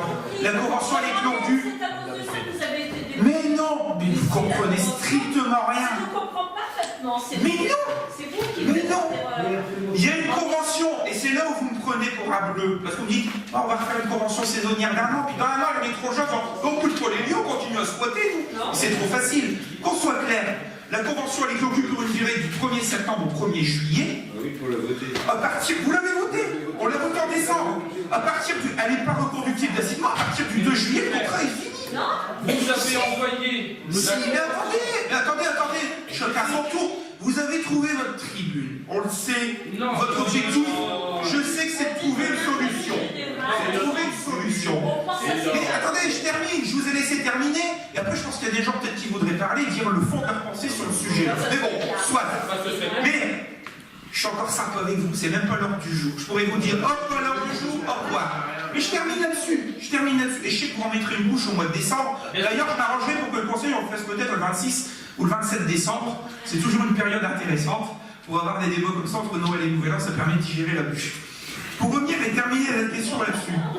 Le contrat se termine. Il n'y a plus rien qui nous lie. On leur écrit en disant voilà. Il n'y a plus rien qui nous lie pour la saison prochaine. Terminé. Et ils étaient totalement au courant. Il ne faut pas dire qu'ils sont au courant. On vous donne. Les services prendront contact avec vous courant juillet-août. On se mettra d'accord sur une date, au plus tard début septembre, pour qu'on puisse récupérer les locaux. On fait le courrier, allez, ça part, et patati, etc. On continue notre procédure. On saisit un huissier parce qu'on aime bien les choses qui sont carrées, qui vient constater que les locaux, qui envoient un courrier qui fait une mise en demeure pour une certaine date, avec une rencontre pour faire le point. Personne au rendez-vous. Le recommandé, il est même pas retiré. Si ça, c'est pas prendre les gens pour des cons, excusez-moi, je suis malhonnête, mais voilà. On refait un deuxième mandatement avec un huissier en disant voilà, le 1er septembre, vous avez déjà expliqué, alors entre deux, on nous fait un courrier en disant que le président, il y a eu un accident, qui a mal à la tête. Enfin, il y a toujours, c'est toujours les pleurs, les trucs, il y a toujours quelque chose. Le monde s'écroule, soit. Il y a toujours une bonne excuse. Mais Pourquoi croyez-vous que ce sont des... Madame, quand j'ai eu un accident de voiture et que je dis que je vais pas bien, c'est pas moi qui viens déposer le courrier en main propre et qui se fait prendre par le personnel en disant tiens, qu'est-ce que tu fais là? Puis qui cite ou personne en disant mais j'ai déposé un courrier en disant que je peux pas bouger de chez moi parce que j'ai eu un accident, mais c'est moi qui viens déposer le courrier quand même. Si ça, c'est pas prendre les gens pour des imbéciles, excusez-moi, madame Guisgan. Si je vous dis que je suis malade, je peux pas me déplacer, je viens pas mettre un courrier chez vous. On peut On ferme la parenthèse. Je termine, je ferme la parenthèse. Pendant 1 heure, 2 heures de discussion sur des C'était pas pour ça, c'était pour déménager, c'était pas pour discuter. Je ferme la parenthèse. Et puis, une association qui réclame autant d'adhérents, elle doit avoir des bras. Il y a des gens qui doivent donner un coup de main, il y a des bénévoles qui doivent donner un coup de main. Tout ne repose pas sur 1 ou 2 personnes, comme ça se fait depuis des années. 1er septembre, locaux non libérés. La ville, voulant reprendre les locaux rapidement, elle fait une procédure en référé auprès du tribunal administratif. De procédure, le fond, quand on veut le fond, et en référé quand il y a une mesure d'urgence. Là, estimant qu'il y a une mesure d'urgence parce qu'on souhaite reprendre les locaux, ça fait déjà 2 mois. On a laissé un délai, je pense, quand même raisonnable pour se retourner. Il n'y a pas non plus des tonnes de matériel ou quoi que ce soit. Les locaux ne sont pas libérés. On fait la procédure en référé. Le référé, le tribunal administratif, se positionne de la manière suivante en disant on rejette la procédure de Thiers-Rochin parce qu'on estime qu'il n'y a pas d'urgence sur le sujet à récupérer des locaux ou quoi que ce soit. Mais on rejette aussi la demande du sujet 920 qui demande. Donc dans Thiers-Rochin, c'était de reprendre les locaux urgemment et de condamner le sujet 920 à payer les frais inhérents à cette affaire. Et en fait, le sujet 920 a dit bah non, nous on fait une demande pour rester encore 9 mois, le temps d'une saison, si on calcule bien, sur le sujet, 9 mois. Et on demande que les frais que nous avons engagés, c'est des procédures classiques, soient à la charge de la commune de Thiers-Rochin. Le TO de position disant la commune de Thiers-Rochin, sa demande de récupération en urgence, elle est rejetée. Et la demande du studio 920 d'avoir les frais et de rester dessus sur le moment en défense est rejetée aussi. C'est-à-dire qu'aujourd'hui, statu quo, la situation qu'on avait au 1er septembre est la même, on les expulse pas, mais eux ne sont pas là pour être dans la durée, ce sont des squatteurs. Monsieur le maire, Ce sont des squatteurs. République française, au nom du peuple français. Mais je comprends pas. Dans les papiers, il va vous le lire. Et puis c'est marqué à la fin. Mais j'ai pas besoin qu'ils me lisent, je sais très bien lire, vous savez. C'est pas marqué Studio 920, il est dégoûté, mais qu'est-ce que vous dites? Mais de toute façon, ça viendra au prochain conseil. Que la demande de l'un est rejetée, commune de Thiers-Rochin, et que la demande de l'autre est rejetée. Ouais, non, Où non. c'est marqué? C'est la demande de financement de remboursement des frais de justice qui si sont- vous voulez, c'est ça. Ça vous fait plaisir, vous avez votre lecture. Vous avez votre lecture. Je comprends. Sur notre affaire, vous avez fait moins de commentaires. Mais bon, voilà. Ah, mais c'est justement, ça. on va en venir. Allez. Commentaires. Ah, c'est à l'heure du jour. Bon. Non, c'est pas pour aujourd'hui. Est-ce que ça a été plutôt clair pour vous? Moi, j'ai essayé de vous donner les réponses. Je pense que je peux avoir beaucoup de patience. La patience, on en a eu. Je peux discuter, je peux donner la parole, je peux écouter, on peut échanger, on peut changer de position des fois. Parce qu'on se dit, bah oui, effectivement, on a peut-être. C'est normal, ça fait partie du jeu. Mais quand on prend des gens pour les imbéciles, et que ça traîne depuis des années, et qu'on vous balade pendant des années, c'est niette. L'autre élément que je voulais dire, c'est que les mises à disposition de locaux, des mises à disposition de moyens logistiques, etc., c'est les subventions aussi d'une certaine manière, vous le savez très bien. La législation est claire sur le sujet. Aujourd'hui, on est face à une situation où j'ai des occupants illégaux, Eh ben, faisons- sans droit Je d'identité, pense que ça devient légal. Voilà. qui sont des squatteurs. Il faut être clair, le terme, non, mais je vais faire un terme plus accessible. C'est quand même un jugement qui a été rendu Qui sont, par le qui sont des squatteurs. Mais pourquoi faire? Et cette convention qu'on avait, elle était déjà précaire. Quand vient la fin de la convention précaire, ben je reste quand même et je continue. Mais non! Et là, je vais aller au bout du bout sur la malhonnêteté. C'est que la malhonnêteté, quand on est dans une situation comme celle-là, on dit bon, on recommence en 5 ans, vous inquiétez pas, on prend des inscriptions, etc. Et on communique clairement. Ça, je trouve ça, s'il y a des gens qui ont pris en otage, c'est bien les dirigeants qui ont été irresponsables sur le sujet. Voilà, moi demain, je suis maire de Thiers-Rochin, j'ai des locaux à disposition, bien attendez, monsieur le maire, demain, vous n'êtes plus en capacité on n'est plus en capacité de vous les louer, de vous les mettre à disposition pour diverses raisons, parce que les relations sont dégradées, pour des raisons quoi que ce soit, à telle date, pour que ça truc. Je ne commence pas à m'amuser à dire, bah, c'est pas grave, le service qui occupe ces locaux-là, je continue quand même, je fais des inscriptions, puis j'irai au forcing. Quand les inscriptions sont là, j'irai au forcing en disant, bah, finalement, il y a des enfants, il y a des adhérents, il y a toujours des bonnes excuses. Voilà. Quelque chose pense que d'énergie sur sa commune pendant 40 ans, vous ne trouvez pas normal que les membres fondateurs se démènent pour essayer de garder leur association? Vous ne pouvez pas le comprendre, ça? Mais j'ai jamais dit le contraire. Est-ce qu'une seule fois, Il devait prendre leur retraite. j'ai dit une seule fois, ah, justement, est-ce qu'ils ont fait une AG là? Moi, j'aurais déjà fait une agence, bon, allez, on arrête, je passe la main, tac, tac. Elle devait être faite en septembre, puisqu'il y avait un nouveau comité qui devait se former. Ça devait se faire ici en septembre, donc il fallait patienter. Mais qu'est-ce qui empêche aujourd'hui de la faire? Enfin bon, soit. Je pense qu'on a fait le tour d'une question qui n'est même pas l'ordre du jour. Je pense être très sympa. J'ai fait les choses quand même, j'essaye d'expliquer les choses au plus clair. Il y a d'autres structures où, croyez-moi, ça peut dire, c'est pas l'heure du jour, au revoir, on vote. Je fonctionne quand même pas de cette manière-là. Vous allez faire le reproche, vous pouvez faire tous les reproches. Que fait-on? Vous allez répondre. Mais que fait-on aujourd'hui? Je continue la procédure. Terminé, au revoir. Messieurs, dames, Bah, ils auront des nouvelles de par l'avocat. Voilà, terminé. Monsieur Nabor, allez. bonjour, messieurs, dames. Ordonne le tribunal, article 1, la requête de la commune de Kébrochet est rejetée. Article 2, les conclusions de l'association Studio Savane, au dossier de l'article numéro L761-1 du code de justice administrative, sont rejetées. Voilà. Donc les deux décisions, à la fois dans le remboursement des frais, C'est la partie financière, c'est pour le remboursement. Vous n'étiez pas, C'est écrit. plus les conclusions demandées par le studio 920, c'est-à-dire la demande de prolongement de 9 mois. Demande de prolongement de 9 mois plus les frais sont rejetés. Sinon, ça sera au singulier. Enfin bon. Allez, on est au carré là-dessus. Bon, on a eu du débat maintenant. On a eu du débat. Ce que je voudrais simplement dire sur le sujet, on a eu le débat. Jamais, mais je leur dis une fois, jamais j'ai remis en cause la qualité du travail des profs. L'investissement qu'il y a pu avoir, jamais j'ai fait ce genre de choses. Regardez l'ensemble des choses que j'ai pu faire, jamais je n'ai fait ça parce que je ne jetterai jamais la pierre à des gens qui ont fait des engagements associatifs, des engagements des fois bénévoles, qui ont passé du temps pour que ce soit. Maintenant, c'est pas pour ça qu'il faut tout accepter. On ne peut pas tout accepter.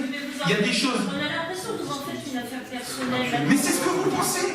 Mais puisque le tribunal dit qu'il n'y a pas d'urgence par rapport à la mise en place de vos activités, qu'il n'y a pas d'urgence, pourquoi ne pas réfléchir et accepter de leur laisser les locaux pour qu'ils puissent trouver une autre commune qui les a Mais Madame Guisgan, finalement, je réponds très rapidement. Aujourd'hui, le tribunal ne permet ni à l'association d'être dans les locaux dans de bonnes conditions, ni à la commune de les mettre dehors. Puisque je vous dis que les procédures se poursuivent, que se passe-t-il en attendant? Je ne suis pas en mesure d'aller changer les barilliers et de mettre les gens dehors. Mais ça va vous coûter cher, ça va vous coûter donc, encore. Comment ça fonctionne aujourd'hui? Ils continuent à occuper les locaux de manière irrégulière, mais ils continuent à occuper. Parce que je ne peux pas les mettre dehors d'une certaine manière, il y a une procédure. Mais d'une autre manière, d'un autre côté, eux, ils sont quand même dans une situation litigieuse.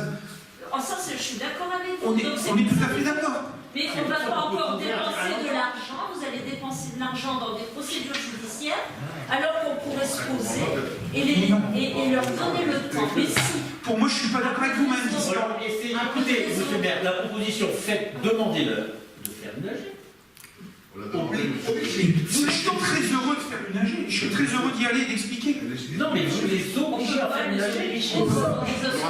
On va les inviter, comme j'ai fait à se rapprocher, on les a invités. Maintenant, c'est une mission. Et eux, ils sont forts du résultat du tribunal dans une lecture différente des autres parties. Bien sûr. C'est tout. On pourra peut-être s'arranger. La lecture. Moi, je dis ça, je ne pratique pas là-dedans. Mais oui. Mais moi non plus, j'ai aucun intérêt personnel que ce soit là ou l'autre. Mais je dis qu'il y a des adhérents, et de l'autre côté, c'est historiquement, ils sont là depuis très longtemps. C'est une compliqué. bonne association qui a été utile. Ils ont fait des choix qu'on n'a pas toujours partagés. Hein. On est d'accord. Je suis content de l'entendre dire. Je me souviens quand ils ont parlé de leur école, comment ils appelaient ça? Centre de formation. Centre de formation. J'étais très limite limitatif sur cette question. Mais je les ai quand même aidés. Financièrement? Non, enfin, non, pour à l'Effort Métropole, il y a un moment, ils étaient reconnus, puis après, je ne sais plus ce qui s'est passé. Mais non, mais dans les règles de Valenciennes Métropole, il n'y a jamais eu de financement parce qu'ils ne sont jamais rentrés dans les critères. Et je me suis même battu en disant c'est la seule école au nord de Paris. On est d'accord, on en a discuté ensemble. N'empêche que si ça avait marché, aujourd'hui on serait tous fiers d'avoir une école de danse sur notre commune. Bah oui. Hein? Ils n'ont pas réussi à faire marcher l'école de danse. Oui, mais non, mais un centre de formation aux enseignants. Un centre de formation, ça aurait été quelque chose de... Mais on est face à une réalité aussi, demandez-leur, ils sont plus en capacité d'accueillir parce qu'il y en a un qui a ouvert à Lille et les étudiants vont au centre de Lille parce qu'ils sont sur Lille.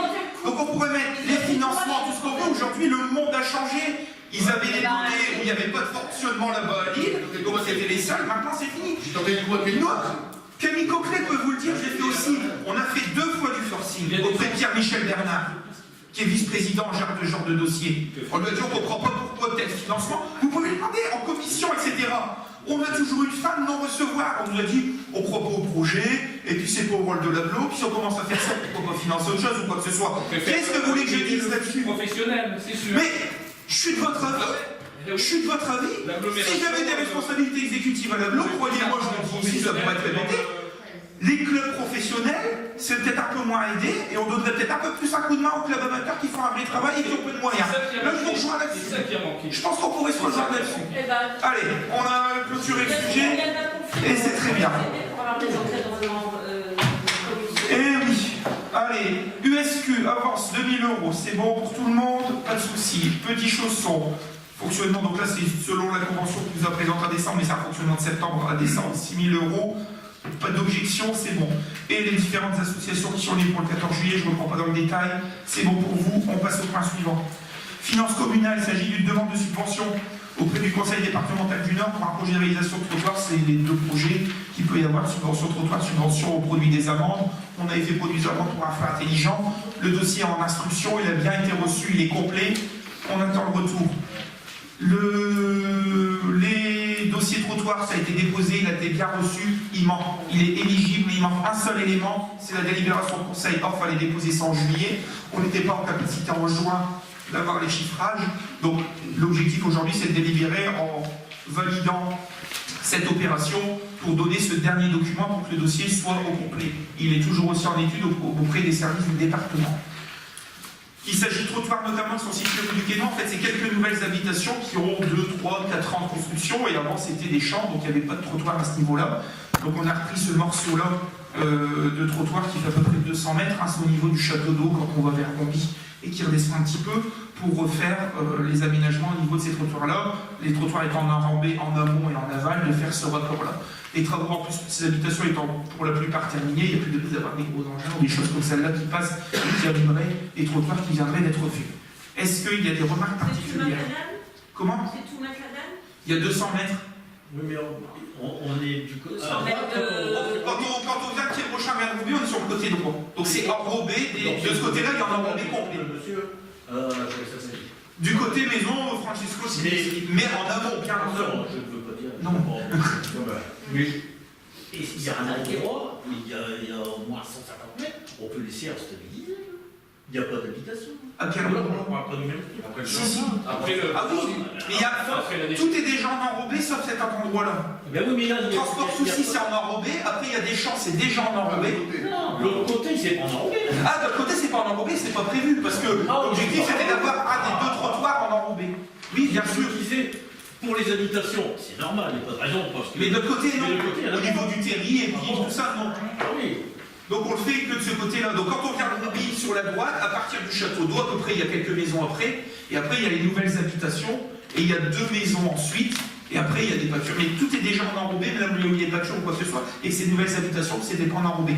De l'autre côté, déchetterie, on va dire, là, il y a une partie qui est en schiste rouge, du parking à déchetterie, juste à peu près la ferme Croix, qui est là au-dessus. Et là, il y a une seule habitation, mais les gens n'empruntent pas. Donc l'objectif, c'est de dire qu'on fait un trottoir qui est aux normes, qui est en bon état, les gens, entre guillemets, traversent.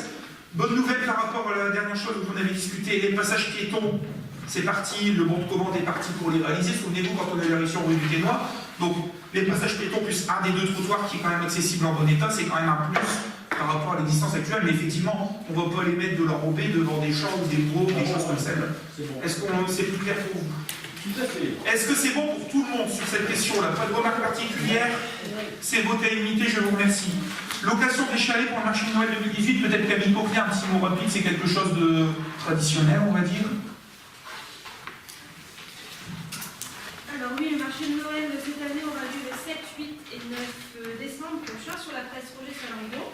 Et du coup, on propose une location de chalet, tout du moins aux extérieurs. Donc, pour l'explication, 30 € de frais de location d'un chalet pour tout commerçant ou artisan extérieur et 100 € de caution, qui sera restitué à la fin, évidemment, s'il n'y a pas de dégâts sur les chalets. 15 € de frais de location pour tout commerçant ou artisan domicilié à Quai-Brochin et 100 € de caution. 30 € de frais de location pour toute association extérieure à Quai-Brochin, plus 100 € de caution. Et la gratuité pour toutes les associations dont le siège est à Quai-Brochin et tout de même 100 € de caution. Donc du coup, il est demandé au conseil municipal de bien vouloir approuver la tarification suivante pour la location d'un chalet durant les 7, 8 et 9 décembre prochains. Ça c'est sur la régie cérémonie, spectacle, manifestation. Pas de remarque particulière, c'est quelque chose d'habituel. C'est voté l'unanimité. Mais on était sur une autre programmation, en fait, on voulait faire quelque chose d'alterné avec une parade de Noël, et souvenez-vous la météo qu'il y a eu ce jour-là, qui faisait que pour des raisons de sécurité, malheureusement, on a dû annuler. Il y a même des marchés de Noël qui ont été maintenus ici dans l'arrondissement, où il y a eu un accident, je pense que il y a un sapin qui est tombé sur une fille ou quoi. Ouais, mais Donc, vous n'aviez pas la volonté de faire un marché de Noël l'an dernier. c'était de changer la programmation. Oui, voilà, c'est ça. Comme on pourrait dire, voilà, cette année au 14 juillet, on fait une retraite au flambeau, l'année prochaine, on prend un artiste, on bloque la place et on fait un gros concert. C'est ça, c'est ça. Mais c'est les habitants de Quai-Brochin aiment bien le marché réalisé de ou pas, Noël. oui. Ça se passe sur la place Roger Salambo. Il y a des places, Ouais. Puis disons que Gilbert, ça lèche quand même un tout petit peu, ça vient, il y a 2 ans, c'était quand même assez complexe. Il faut faire attention, mais oui, effectivement. Après, tant qu'il n'y a pas de voiture bélier, etc., on est quand même embêté sur la place, on a des plots, un côté déjà fermé, donc voilà. Est-ce que c'est bon pour vous? C'est voté à l'unanimité? Je vous remercie. Le point suivant, c'est une tarification des chalets aux autres communes. Alors là, j'explique parce que c'est pas forcément lié dans la délégation faite, c'est peut-être même plus lié à la délégation service technique, si on peut appeler ça comme ça. Chaque année, en fait, on met en place, on s'entend très bien avec toutes les communes du secteur, quand on a des besoins matériels, que ce soit des chalets ou du matériel électrique ou des grilles d'exposition ou plein de choses. Généralement, les communes, on leur prête, elles nous prêtent aussi. Il y a certaines choses qu'elles ne nous prêtent pas, comme nous, par exemple, le groupe électrogène, on ne prête pas forcément non plus, sauf en cas très exceptionnel. Si une commune nous dit, voilà, j'ai un gros incident et je ne peux pas faire autrement, mais on évite. Sur le reste, on s'est mis d'accord, je pense que ça se passe. On parlait de schéma de mutualisation, mais il n'y a pas besoin, c'est la mutualisation avant l'heure, et c'est à peu près ça, on va dire, qui est beaucoup plus efficace. Sauf qu'on s'est rendu compte que sur les chalets, on a quand même réalisé des investissements, et là, sans distinction, en 2012-2013, il y a des choix qui ont été faits. On n'est toujours pas élus en majorité, mais l'équipe municipale, à l'époque, a fait le choix d'acheter 10 chalets. Nous avons fait le choix par la suite d'en racheter 14. Donc on a fait le choix d'investir pour avoir les moyens à mettre à disposition quand on réalise nos fêtes. C'est-à-dire qu'on n'est pas obligé d'aller chiner à droite à gauche aux uns aux autres, et chaque année, on fait des fêtes, mais avec le matériel des autres. C'est normal que des fois, quand on fait un marché de Noël, on a plus de chalets. L'objectif, c'est pas non plus d'aller faire un parc de 100 chalets ou j'en sais rien. C'est d'avoir un certain nombre et on le complète avec des besoins d'autres communes. Et à l'inverse, d'autres communes, des fois, nous sollicitent. On était parti sur un principe de gratuité, mais l'année dernière, ça a été vraiment les abus des abus. Sur différents points et avec différentes communes. Alors, quels sont les points de litige? L'état des chalets quand on les récupère. Le fait de devoir des fois aller soi-même aller récupérer ces chalets, parce que la commune a démonté les autres chalets, les siens ou pas les siens, puis on laisse les autres parce qu'ils n'ont plus le temps de finir sans gardiennage, sans rien, il y en a un qui vient, qui met le feu, voilà. Non mais voilà. Autre difficulté, la sous-location, c'est-à-dire qu'il y a des communes qui n'achètent aucun chalet, elles les demandent aux uns aux autres, et puis elles les louent à des commerçants jusqu'à 200 voire 300 € le week-end pour financer leur marché de Noël. Donc, c'est-à-dire que sans sortir 1 euro, avec le matos des autres, elles font de l'argent pour financer leur festivité. Ah, ben ça, c'est connu, hein, c'est partout. On a dit stop. La proposition qui est faite, c'est de dire stop. Enfin, de dire stop. De dire quand il va falloir commencer à louer des chalets, quand on en est 10 ou 15, à 150 € par chalet, ça va représenter un coût et ça va responsabiliser les gens. On est quand même resté sur un principe à côté de ça. Il ne faut pas non plus aller faire la guerre et porter préjudice avec d'autres collectivités qui jouent vraiment le jeu, qui nous prêtent du matériel, à qui on prête du matériel, notamment là, que les chalets, hein, je parle que de ce sujet-là, et on a toujours de bonnes relations et on n'a jamais de casse, et quand bien même il peut y avoir une casse, c'est réparé et c'est pas facture à la ville ou quoi que ce soit. Donc le but c'était pas de dire pour tout le monde on applique un tarif, mais pour les gens avec qui il y a une réciprocité, c'est-à-dire que ces personnes-là, elles nous ont prêté, admettons, 10 chalets, elles nous demandent 10 chalets, et ça s'est très bien passé, on est sur un principe de gratuité. Un exemple concret, c'est avec Crépin. Ça s'est fait depuis des années et ça s'est toujours très bien passé. Par contre, sur d'autres collectivités avec qui on a déjà rencontré des soucis, on propose de faire une location de chalet à hauteur de 150 € pour 6 jours. Alors pourquoi 6 jours? Parce que des fois, le marché de Noël, c'est vendredi, samedi, dimanche, mais il y a aller chercher un jour ou deux avant parce qu'il faut bien les monter. il les ramène des fois un jour ou deux après sur le sujet. Donc 6 jours, on trouvait ça raisonnable. Ça fait jeudi, vendredi, samedi, dimanche, lundi, mardi. C'est à peu près ce qu'on a comme fonctionnement. Et 50 €, je crois, de plus par jour, par chalet. Je me dis, bah voilà, moi, pour mon organisation, il faut le mercredi, bah ok, mais c'est pas 150, c'est 200 € par chalet qui partira du mercredi. Ça évitera, ça calmera déjà peut-être des collectivités à demander du matériel, ça les responsabilisera parce qu'ils diront, on a dû mettre de l'argent, quoi que ce soit, donc maintenant on fait gaffe. Et ça nous donnera, nous aussi, l'opportunité de dire, bah non, l'année dernière, ça a été cassé, si vous voulez rouler cette année, premièrement, vous payez, deuxièmement, on sera très attentif, on vous facturera les réparations. C'est pour toutes les Voilà, communes. C'est des communes. sauf cas de réciprocité, c'est ce qui est écrit. D'accord. Et c'est légal, ça, un peu? Sauf cas de réciprocité, bah, c'est une tarification de location de matériel, comme on loue des chaises ou des tables ou quoi que ce soit.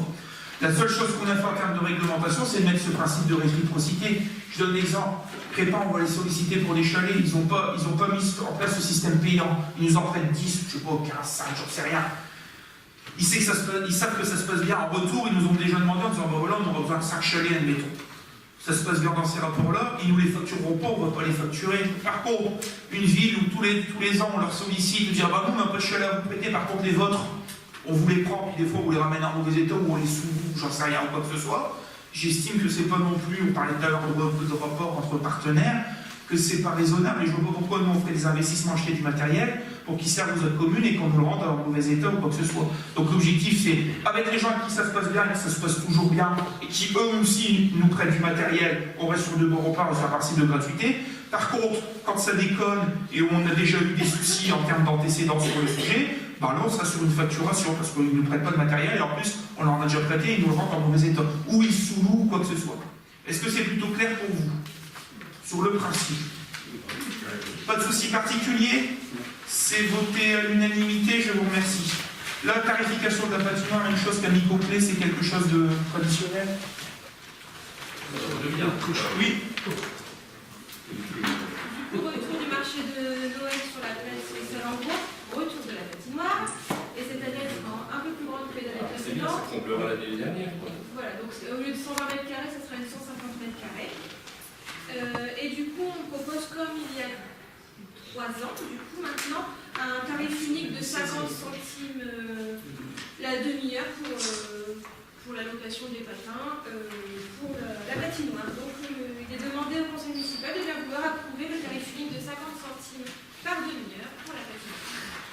Même chose qu'en 2014-2015. 2016, à la Corderie, il n'y avait pas assez de place pour monter l'équipement, donc on n'avait pas mis en place. On avait pensé à un moment l'installer dans la salle de sport, mais il y avait l'open de floorball au même moment.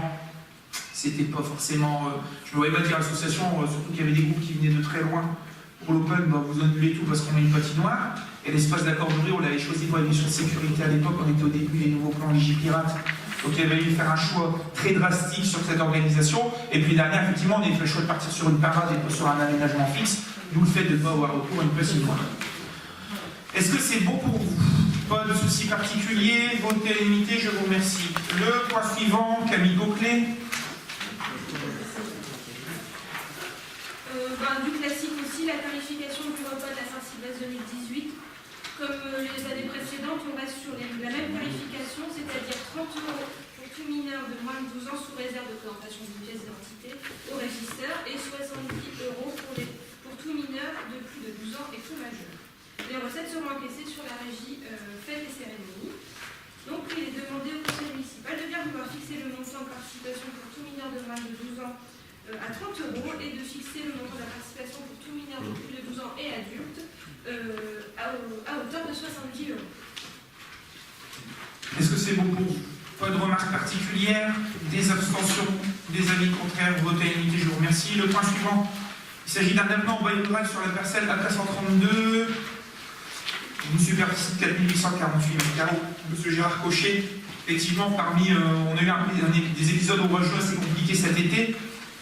Plusieurs sites, 3 sites sur la commune ont été répertoriés, du moins ont rencontré des difficultés. Le premier site, c'est les maisons qui sont rue de l'Abattoir, mais plutôt vers le fond de la rue de l'Abattoir où on va vers les champs. Alors, la Globe a réalisé des aménagements il y a 2 ans, c'est la première fois qu'ils étaient mis en service. Donc c'était le premier aussi gros rage test sur le sujet. Ça a permis de faire un petit peu des retours. Et disons que les aménagements ont plus ou moins bien fonctionné, mais on a tellement eu un épisode orageux concentré, et puis, je parle sous contrôle de Jean Lecoq, mais il y avait du maïs partout, ça venait d'être semé. Donc la terre était fine, avec la pluie, il y a eu des limons qui sont descendus très rapidement, alors que si ça avait été du blé, on aurait peut-être eu moins de soucis parce que c'est un peu plus dense ou quoi que ce soit. Donc on a eu cette difficulté-là. Sur le haut de l'abattoir, vers le fond de la rue de la cité Mozart, il y a eu une ou deux maisons qui ont été touchées, parce qu'il y a un tout petit versant aussi qui vient par là. Et le dernier versant qui a été touché, c'est quelques lieux sur la rue du Quesnoy. Donc tout à l'heure, ce qu'on disait, les 2-3 champs après chez Monsieur Soucy, etc.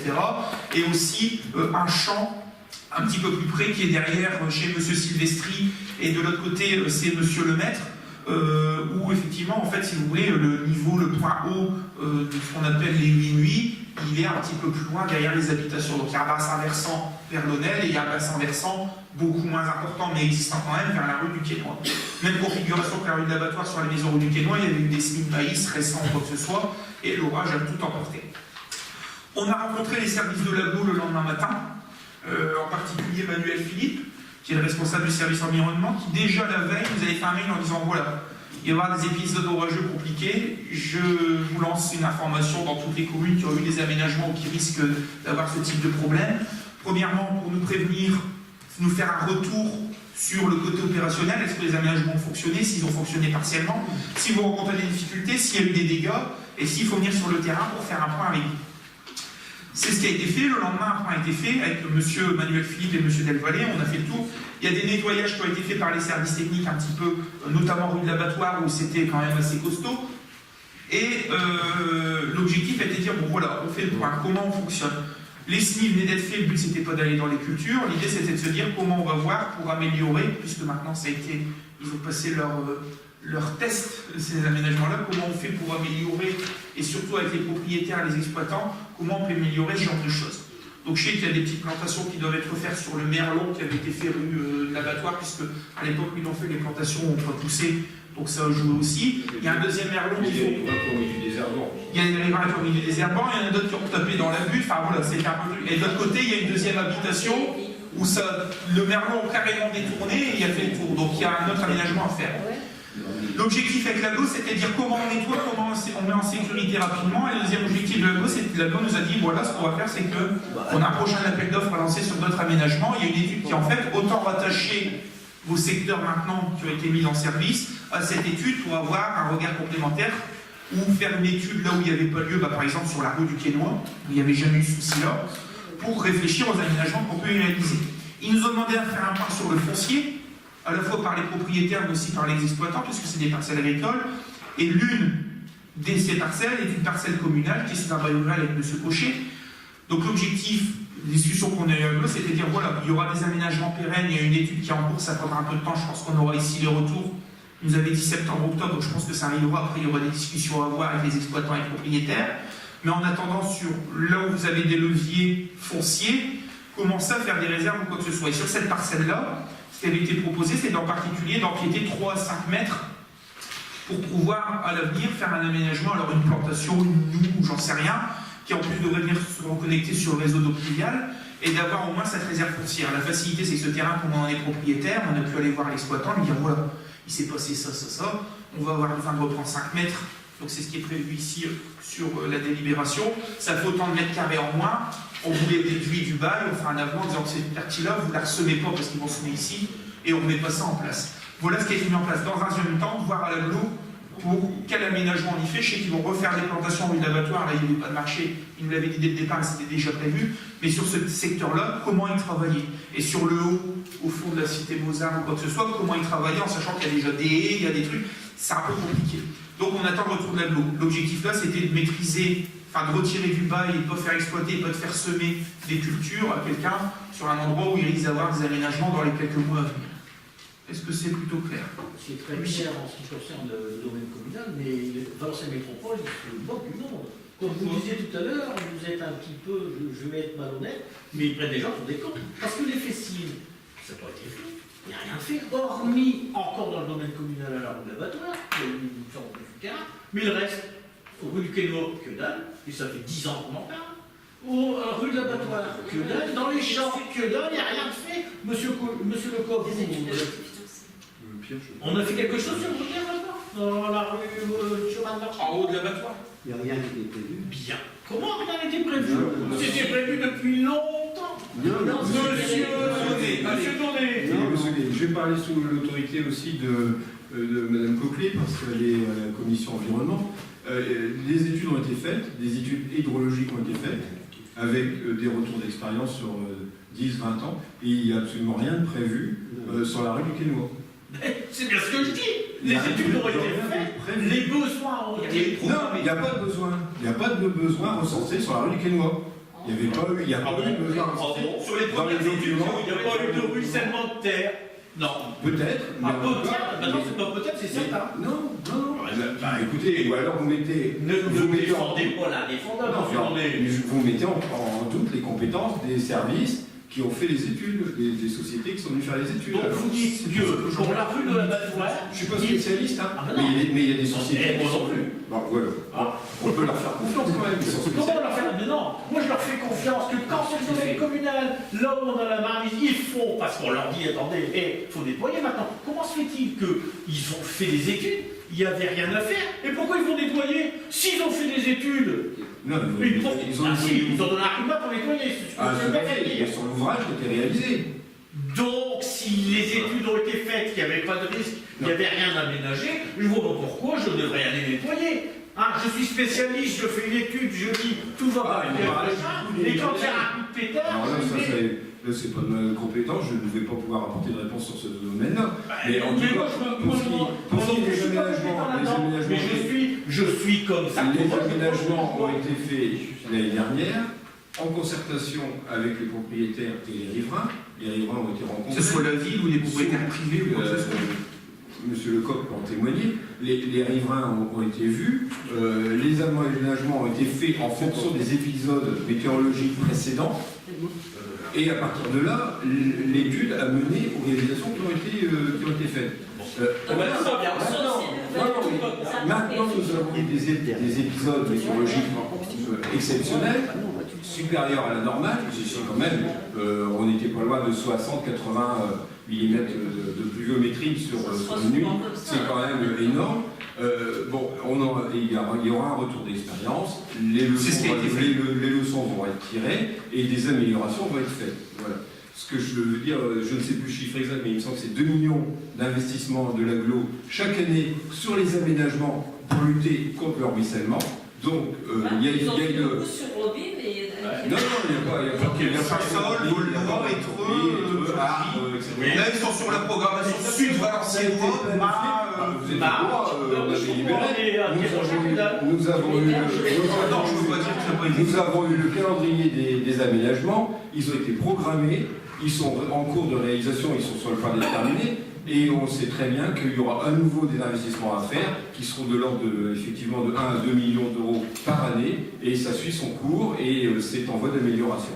Voilà. Mais le problème, c'est que la météo se dégrade, le changement climatique est là, on ne peut malheureusement pas tout maîtriser. Après, on peut toujours regretter que ça aille pas plus vite ou quoi que ce soit, ça je suis d'accord. Alors dire qu'il n'y a pas eu d'aménagement, je pense que ceux qui habitent dans le secteur, ils ont dû voir qu'il y a eu des aménagements. Je voudrais revenir sur deux choses. L'épisode vraiment très concentré, enfin voilà, vous pouvez faire le tour sur les orages qu'on a pu avoir, les orages du mois de mai qui est assez costaud. La première chose c'est ça, et la deuxième chose c'est le travail qui a été fait par les services de l'aglo en disant voilà, on anticipe, on sait qu'il va y avoir des très gros orages, même plus que d'habitude, on a réalisé des équipements chez vous, faites-nous un retour tout de suite de quelle manière ces équipements ont réagi, ont-ils été utiles, oui, à 100%, pas du tout, est-ce qu'on a loupé des choses, est-ce qu'ils ont été utiles partiellement, mais peut-être partiellement parce que l'épisode a été vraiment beaucoup trop fort et que l'équipement est bien calibré. Donc c'est ce qu'on a fait, et je me souviens, ça a dû arriver dans une nuit du lundi au mardi ou du mardi au mercredi, on avait un bureau communautaire, et je me souviens que le président a fait le tour, il y avait le maire d'Aulnois qui est venu nous dire la même chose, vous avez fait des aménagements chez moi, etc., ça a plutôt bien fonctionné, mais on a eu quelques soucis, et ville par ville présente, on a fait un retour sur le sujet, je m'en souviens très bien de ça. Après, effectivement, on est sur des épisodes, peut-être que demain on aura une tornade, quand en 2003 il y a eu la tornade à Aumont, je vous dis, on va être sur des épisodes des fois climatiques un petit peu plus compliqués à gérer avec des dégâts importants qui sont peut-être inaménageables. Maintenant, comme la délinquance zéro n'existe pas, le risque zéro et la gestion de la météo n'existent pas. On peut anticiper, trouver des idées, contourner, plus ou moins gérer les conséquences, mais je ne peux pas empêcher un orage. Il y a bien des maires qui prennent des arrêtés municipaux pour interdire les moustiques ou les cigales. Je peux pas prendre un arrêté municipal interdisant un orage passer sur la commune. S'il y a eu des épisodes à cet endroit-là, antérieurs. Est-ce que, peut-être, monsieur Le Coq, ouais, prenez la parole, est-ce que vous avez déjà eu l'expérience, voilà. Non, on parle de dégâts de ruissellement de terre. Oui. On ne parle pas des orages. Il y a eu quelques dégâts par le passé, toujours. Donc il y a eu quelques dégâts par le passé. Mais je voudrais rajouter, monsieur Gaillet, concernant la rue de l'abattoir. On a construit 6 habitations qu'on n'aurait pas dû construire. Exactement. Qui a donné les permis de construire? Qui c'est qui a délivré les permis de construire? Ah bon, je croyais qu'à ce temps-là, c'était la DTM qui donnait. L'instruction, qui donnait un œuf. Tout à fait. D'accord. Alors, faut arrêter, hein. Alors, je vais répondre à votre question. C'est ça. D'accord. En fonction du PLU. D'accord. Donc le bureau d'études qui a fait le PLU aussi. Il aurait fallu lui dire, attendez les gars. Qui a fait le PLU? Le bureau d'études à l'époque en 2015. En accord, enfin validé par les élus quand même. Eh bien, non, ah ben oui. Oui, Toute la rue d'abattoir, elle est en zone inondable. Interdiction de construire, seulement l'extension pour les habitations. D'ailleurs, les travaux qui avaient été faits à l'époque de voirie, C'est pour ça qu'il y a je vous vois encore dans un ancien journal municipal qu'on en archive, où il y avait les travaux de voirie qui ont été faits rue de l'abattoir, et ça fait des vagues parce qu'il y a tellement d'eau et on est tellement en contrebas que pour l'assainissement, on ne pouvait pas faire une voirie plane, je me trompe peut-être, mais on ne pouvait pas faire une voirie plane parce qu'il fallait faire des déversoirs et des bassins versants pour récupérer les eaux pluviales, tellement il y avait d'eau pluviale. Je ne pense pas me tromper, on l'a vu. Quand on a l'éclat de l'eau, ils se sont même posé des questions sur comment ça se fait que la rue elle fait ça. Et c'est toujours en zone inondable. Elle est passée avec le PPRI, là où il y a les anciens coraux, etc. En zone C'est pour ça que inondable. le maire de Tivancel a donc démissionné parce que toute sa ville était en zone inondable. Et rien qu'en fait, ça fédère. Les Crépins ont la même difficulté Et aujourd'hui. les Crépins, ils l'ont eu aussi. Et nous, on était en zone inondable. Tout ça pour un bail rural avec un avenant, c'est intéressant. On élargit le sujet. Est-ce que, mais voilà, c'est tout. Sur ces différentes interventions, l'avenant bail rural, on réduit de quelques mètres, on réduit un petit peu aussi forcément le loyer, c'est pas grand-chose. Mais est-ce que tout le monde est d'accord sur le sujet, sur le principe et m'autorise à signer l'avenant, ce bail-là? Pas de souci particulier. Votre unanimité, je vous remercie. L'acquisition de parcelles, rue Jean Jaurès et rue Gillemans, il y a 2 parcelles qui sont reprises qui appartiennent à la société Cléum. Alors, parce qu'on retombe sur pas mal de voiries. Alors, des fois, c'est nous qui sollicitons ou c'est d'autres qui nous sollicitent. Des choses qui sont passées il y a 40, 30 ans, où il y a eu des lotisseurs privés ou des fois publics qui ont créé des lotissements et où il n'y a pas eu les rétrocessions. C'est typiquement le cas ici. Un avec un petit morceau de la rue Gillemans sur l'entrée de la cité Mozart, et un deuxième morceau avec une petite voirie hantée rue Jean Jaurès qui est juste en face de chez Desmarais. Quand on voit l'entreprise Desmarais, de l'autre côté de la rue, il y a une petite voirie hantée. Donc il y a les lotisseurs privés qui ont fait ça, il doit y avoir des rétrocessions dans le domaine public et c'est pas fait. Et il se passe que quand ces sociétés-là sont absorbées ou dissoutes ou quoi que ce soit, quand il y a un point qui est fait sur le patrimoine, on dit bah tiens, vous êtes encore propriétaire de ça, vous ne devrez plus l'être. Donc la commune va prendre et déclasser dans le domaine public. C'était ce qui est prévu, ce qui était prévu dès le départ dans les conventions. On en aura d'autres. Alors, vous nous l'expliquez parce qu'on a essayé de lire ce truc-là. On n'arrive pas dans les rues. Ben ouais, t'arrives à dire quoi? Après, dans les libérations, c'est marqué avenue Georges Jaurès que j'ai Là, c'est marqué avenue Georges Jaurès, là, sur le truc. Et là, c'est marqué la rue Jean. C'est quoi? C'est Georges Jaurès? Alors, si elle est là, il n'y en a pas d'autre. Il n'y a pas Jean Bar, on n'est pas une cité particulière. La dernière, c'est marqué là, avenue Georges Jaurès, sur le petit parcelle. Et la première, c'est marqué. Elles sont zoomées à l'arrière, hein. Elles sont en plan très général. Après, elles sont détaillées. Enfin, voilà. Bah ouais. Est-ce que c'est visible pour vous? C'est quand même assez clair, on vous en tourne pas, on n'est pas en train de cacher. Non, mais c'est des extraits SIG en fait. C'est extraits SIG, symboliques, bon, après on les récupère pas, il faut les entretenir. Mais pour qu'elles soient comptées dans la DGF, il faut les déclasser en domaine public. Donc c'est une procédure aussi qui est un petit... Oui, monsieur Donné. Oui, de toute façon, je tiens à préciser que c'est suite à la rencontre des habitants que j'ai donc soulevé ce problème, parce qu'ils avaient des problèmes d'assainissement. Et en regardant le cadastre, je me suis aperçu que c'était dans le domaine privé. Donc des réseaux d'assainissement qui sont bien sûr plus aux normes, qui vont poser certainement des problèmes à L'Oréal pour les reprendre. Il faudra les remettre aux normes.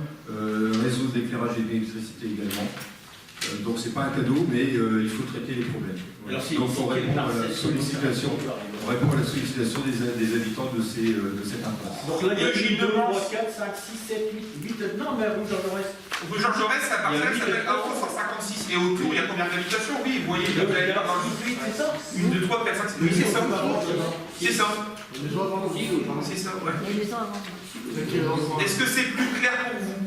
On en aura d'autres, on l'a fait la dernière fois avec un autre morceau, rue Georges Jaurès, on est un petit peu au-dessus. Cité d'Aurelieu, je vous passe les détails, c'est le BINS total, il y a même encore des parcelles qui appartiennent à SA, Véry de Blanc-Misseron, ça n'existe même plus, mais au CADA c'est toujours répertorié comme ça, donc je ne vous dis pas le BINS. Le problème c'est que ça demande un travail très minutieux et énorme à l'arrière. BSLT à la frontière aussi. Oui, ouais. On a le même problème avec BSLT qui a des morceaux sur trottoir, alors que ça n'existe même plus. Quoi.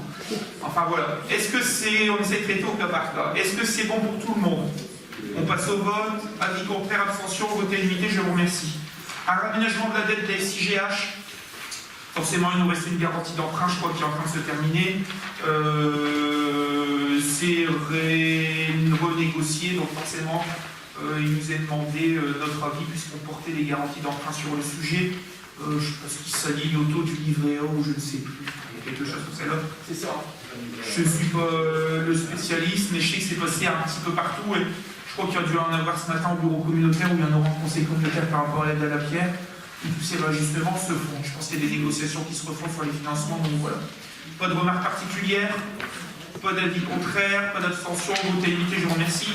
La mise en place d'un bail locatif pour le logement, l'ancien logement conciergerie de l'hôtel de ville, donc qui est situé ici au coin de la place Roger Salengro. C'est 700 ou 500? C'est 700. Alors comment on a calculé? Il y a une erreur d'un côté dans le bail, c'est 500, mais c'est 700. Prenez bien en note, c'est 700. Comment le calcul a été fait? On a d'autres biens communaux, on a un prix au mètre carré, et on multiplie par la surface, vous avez 107,74 multiplié par le prix au mètre carré, ce qui fait un bail à 700. Alors c'est peut-être 702,65, on l'a rendu quand même, quoi. Mais voilà. C'est déjà une maison quand même assez grande, hein. Il y a 4 chambres avec des belles surfaces, voilà. Forcément, il n'y a plus de conciergerie, il n'y a plus de logement pour nécessité de service. Non, il n'y a plus de logement pour nécessité de service, on a redéployé en interne sur du personnel qui était déjà titulaire en interne pour reprendre le fonctionnement de la salle des fêtes. Ça sera une seule personne. Et voilà. Comment? N'importe qui peut solliciter le... Oui, et on va devoir, par contre, pour l'instant, en location tout de suite, on met pas Marie-France dehors parce qu'elle va chercher son logement. Ouais. Je pense qu'on ne peut pas commencer à lui dire voilà, regardez à 1 mois ou 2 avec le travail qui a été fait, je pense que socialement, voilà. Il faut regarder s'il y a qu'on va. Par contre, si elle sollicite, oui, effectivement. Voilà, elle sollicite. Peut-être qu'elle sollicitera, je ne sais pas si elle sollicite, comme elle est sur le logement ici. Je crois qu'elle a fait un dossier pour une demande de logement, elle est dans un petit collectif ou quoi que ce soit. Donc je ne pense pas qu'elle sollicitera. Mais nous, il y aura quand même une petite difficulté et un regard à avoir sur la location, c'est parce qu'on a un accès qui reste quand même presque dans les locaux, et il y a une petite cour derrière qu'il faudra un peu, entre guillemets, privatiser. Donc il y aura ce boulot-là à faire entre deux avant de mettre en location. Mais voilà pour votre information. Est-ce que c'est plutôt clair?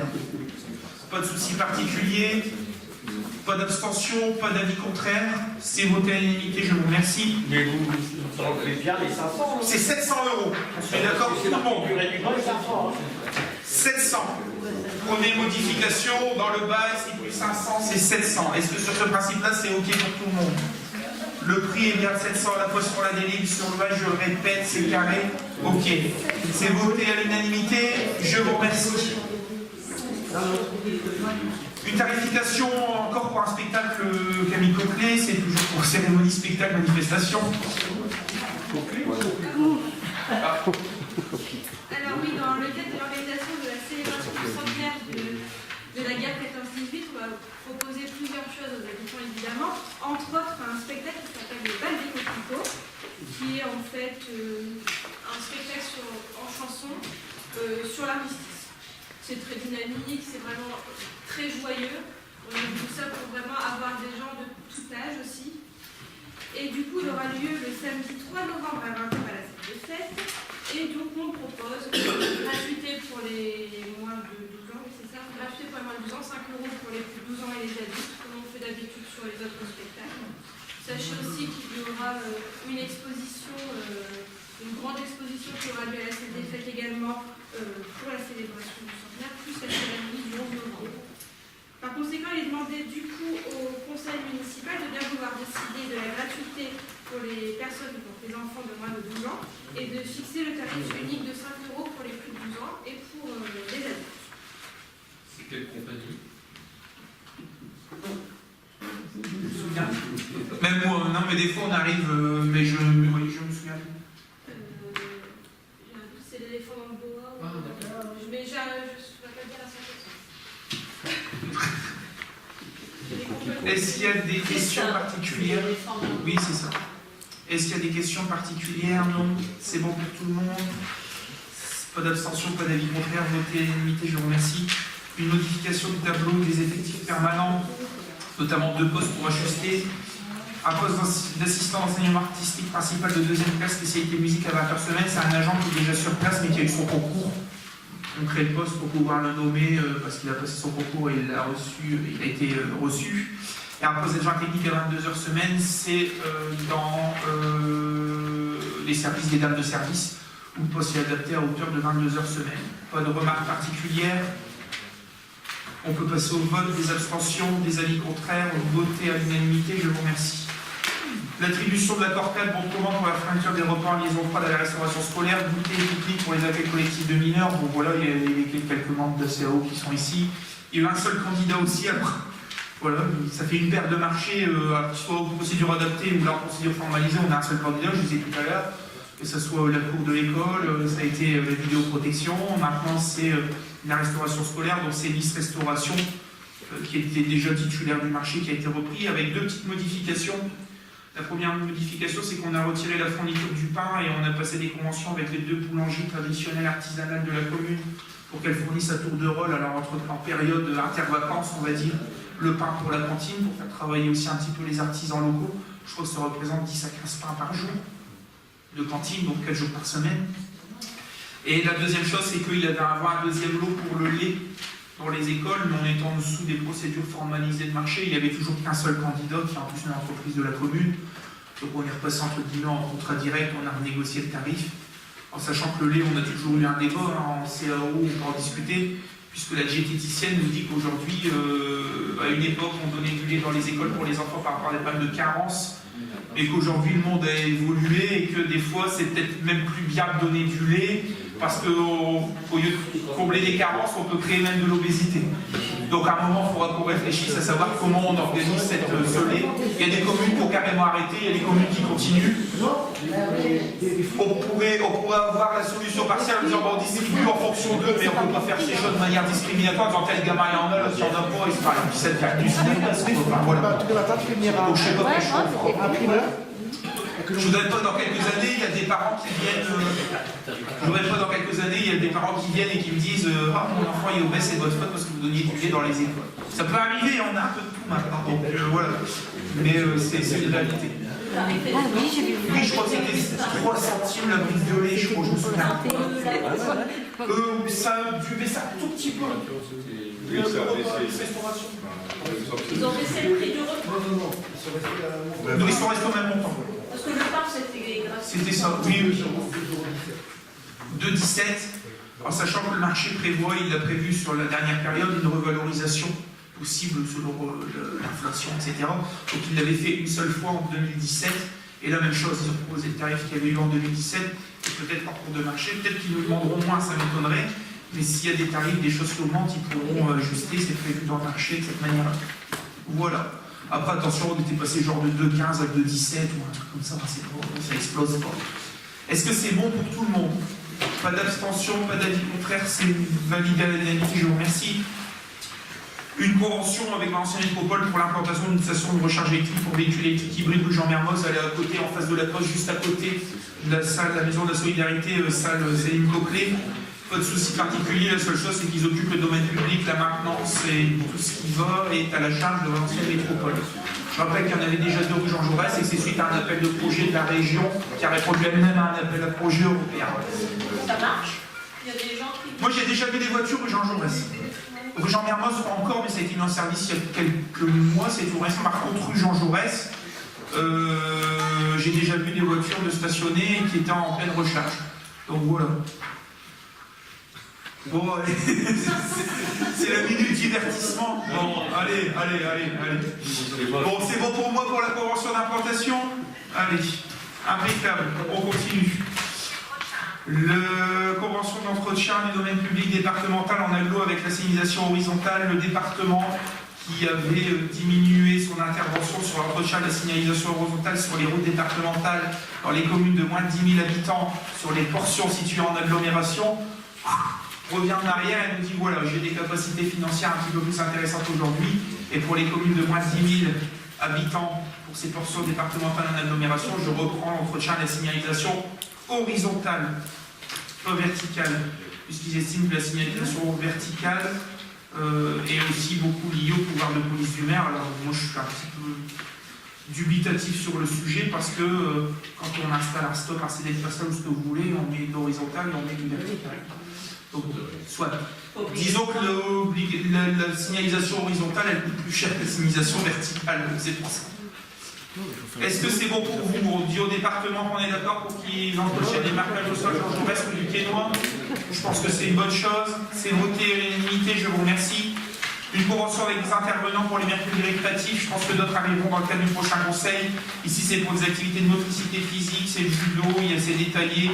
Un cours de 35 €, il y a 5 séances de 2 heures, 6 heures de préparation pour la réalisation du projet, 2 heures pour l'installation de matériel, ça fait 647,50 €. Voilà pour la présentation. Est-ce que vous m'autorisez à signer la convention? Tout est repris, les heures, les endroits. Le lieu, c'est notamment salle François Denis pour ses activités, et c'est forcément le mercredi. Donc voilà, tout est repris dans cette convention. Est-ce qu'il y a des questions particulières? C'est dans le cadre des ACM de la ville. C'est dans le cadre des accueils des mercredis récréatifs. Qu'est-ce que c'est que ce projet, la rédaction du projet pédagogique? Ça doit être, ils ont dû le rédiger comme ça, mais je pense que c'est la préparation de l'activité en elle-même. Qu'est-ce que je vais y faire? Je vais faire telle activité. Il y a le matériel, il y a l'activité qu'on fait sur place, mais il y a aussi la préparation en amont. Si vous voulez le terme projet pédagogique, c'est la préparation de l'atelier, ou je sais pas comment, ou du cours, ou voilà. J'aime pas le terme. Le projet pédagogique du centre. Non, mais c'est la préparation peut-être du cours et de l'activité. Enfin, j'aime pas le terme cours parce que c'est pas un cours. Mais la préparation d'activité, voilà, qu'est-ce que je vais faire, comment je vais développer ce genre de choses. Est-ce que c'est bon pour vous? Toujours pas de partenariat plus... Ça se remet en place, ça va se remettre en place, on va redévelopper un petit peu, en sachant que ça vient de se remettre en route, et puis le responsable du pôle reprend la semaine prochaine, puisqu'il y a eu quelques petits soucis de santé, donc voilà, avec ses agents, il y a des choses qui avaient été entamées. La coupure et son absence, ouais, voilà, il était absent pendant un petit moment, et il revient là, et ça va, voilà, des choses qui vont se réactiver à ce niveau-là. Ça faisait partie de ses missions, sa feuille de mission, avec ses équipes. Est-ce que c'est bon pour vous? Pas de remarques particulières? On passe au vote. C'est trois abstentions plus une voix représentée, ça fait 4 abstentions. Pour le reste, c'est bon pour tout le monde. C'est voté à la majorité, je vous remercie. Un avenant à la convention en partenariat avec la Ligue d'enseignement du Nord, c'est pour la création d'un poste en contrat civique. Même chose, il y a des ajustements à avoir. Donc l'objectif, les postes existants sont déjà avec la Ligue de l'enseignement. Même chose, il y a un point important à refaire. Ça faisait partie des sujets de rentrée à traiter. Malheureusement, on a eu ce petit point avec le chef de pôle sur le sujet. Donc il y aura un point à refaire. Il fallait que la délibération était déjà prévue parce qu'il y a des questions de modalité d'organisation à avoir. Mais un point va être refait avec la Ligue d'enseignement et sur le travail qui est fait avec les contrats civiques sur cette question-là. Est-ce qu'il y a des remarques particulières? Pas de remarques particulières? Oui, monsieur Donné. C'est pas grave, il faut que ce soit. Voilà. Les autres collègues maires m'ont indiqué qu'ils avaient des problèmes avec les contrats civiques. Est-ce que nous rencontrons actuellement des difficultés avec la mise en place des contrats civiques? Je ne pense pas en direct, puisque ce n'est pas nous qui sommes employeurs, c'est la Ligue de l'enseignement. Je pense que les choses qu'ils doivent rencontrer, c'est des problèmes sur des paiements, des choses comme ça, parce qu'ils sont employeurs en direct. Donc je demanderai à Didier Bonnier, encore une fois, et le point qui doit être fait, qui est prévu, ce que je disais avec la Ligue d'enseignement, pour demander si eux, effectivement, en tant qu'employeurs, ils rencontrent des difficultés. Parce puisque Voilà. les promesses de financement sont là, mais apparemment ça tarde, Oh. c'est annulé. Il y a eu des années. Quelquefois, il y a des employeurs qui utilisent ces contrats pour remplacer un agent, et ça, Et ça passe. Oui, ça pose pas. Oui. Par contre, il y a ça a été la même chose à une époque où le département, je crois, avait plus d'un an de retard sur les postes, comment ça s'appelle Ayel, c'est ça. Il y avait des fois plus d'un an de retard et payant une seule fois en plus. Donc il y a eu ces différences. L'association, Oui, en termes de trésorerie. Bon, est-ce que là-dessus c'est bon? Pas de problème particulier. C'est voté l'unanimité, je vous remercie. Des nouvelles adhésions aussi d'Elsiane. Bon voilà, je pense pas qu'il y ait d'informations sur le sujet. Je crois que la commune de Mars, ça y est, a été désaffiliée. Souvenez-vous, on avait après des années de procédure. On avait dû délibérer la dernière fois et puis c'est passé, je ne sais plus où, j'ai vu passer cette question-là dans une autre réunion d'instance et effectivement ils étaient désaffiliés. Voilà, je vous remercie. Il y aura quelques informations. Un prochain conseil municipal qui aura lieu, je pense, première quinzaine de décembre. Et aujourd'hui, il y aura aussi, on peut l'anticiper, mais je pense que ça sera en tout début d'année 2019. Il y aura un conseil municipal à faire, notamment pour les questions du timing, notamment liées à la DSP pour la crèche. Si on veut respecter le calendrier, on va faire un conseil municipal le 3 ou 4 janvier, enfin dans ces eaux-là, on va être dans le timing. Au-delà de ça, ce conseil municipal permettra de faire des avances aux subventions assez rapidement et de les débloquer. Ça permettra peut-être d'éviter de se revoir avant l'octobre, en février et mars. Voilà. Voilà un peu toutes ces informations. Merci à vous. Je peux vous inviter à participer au centenaire, ce qui se prépare en ce moment. Il y a une réunion demain matin là-dessus pour fêter le centenaire de l'armistice de la guerre 1914-1918.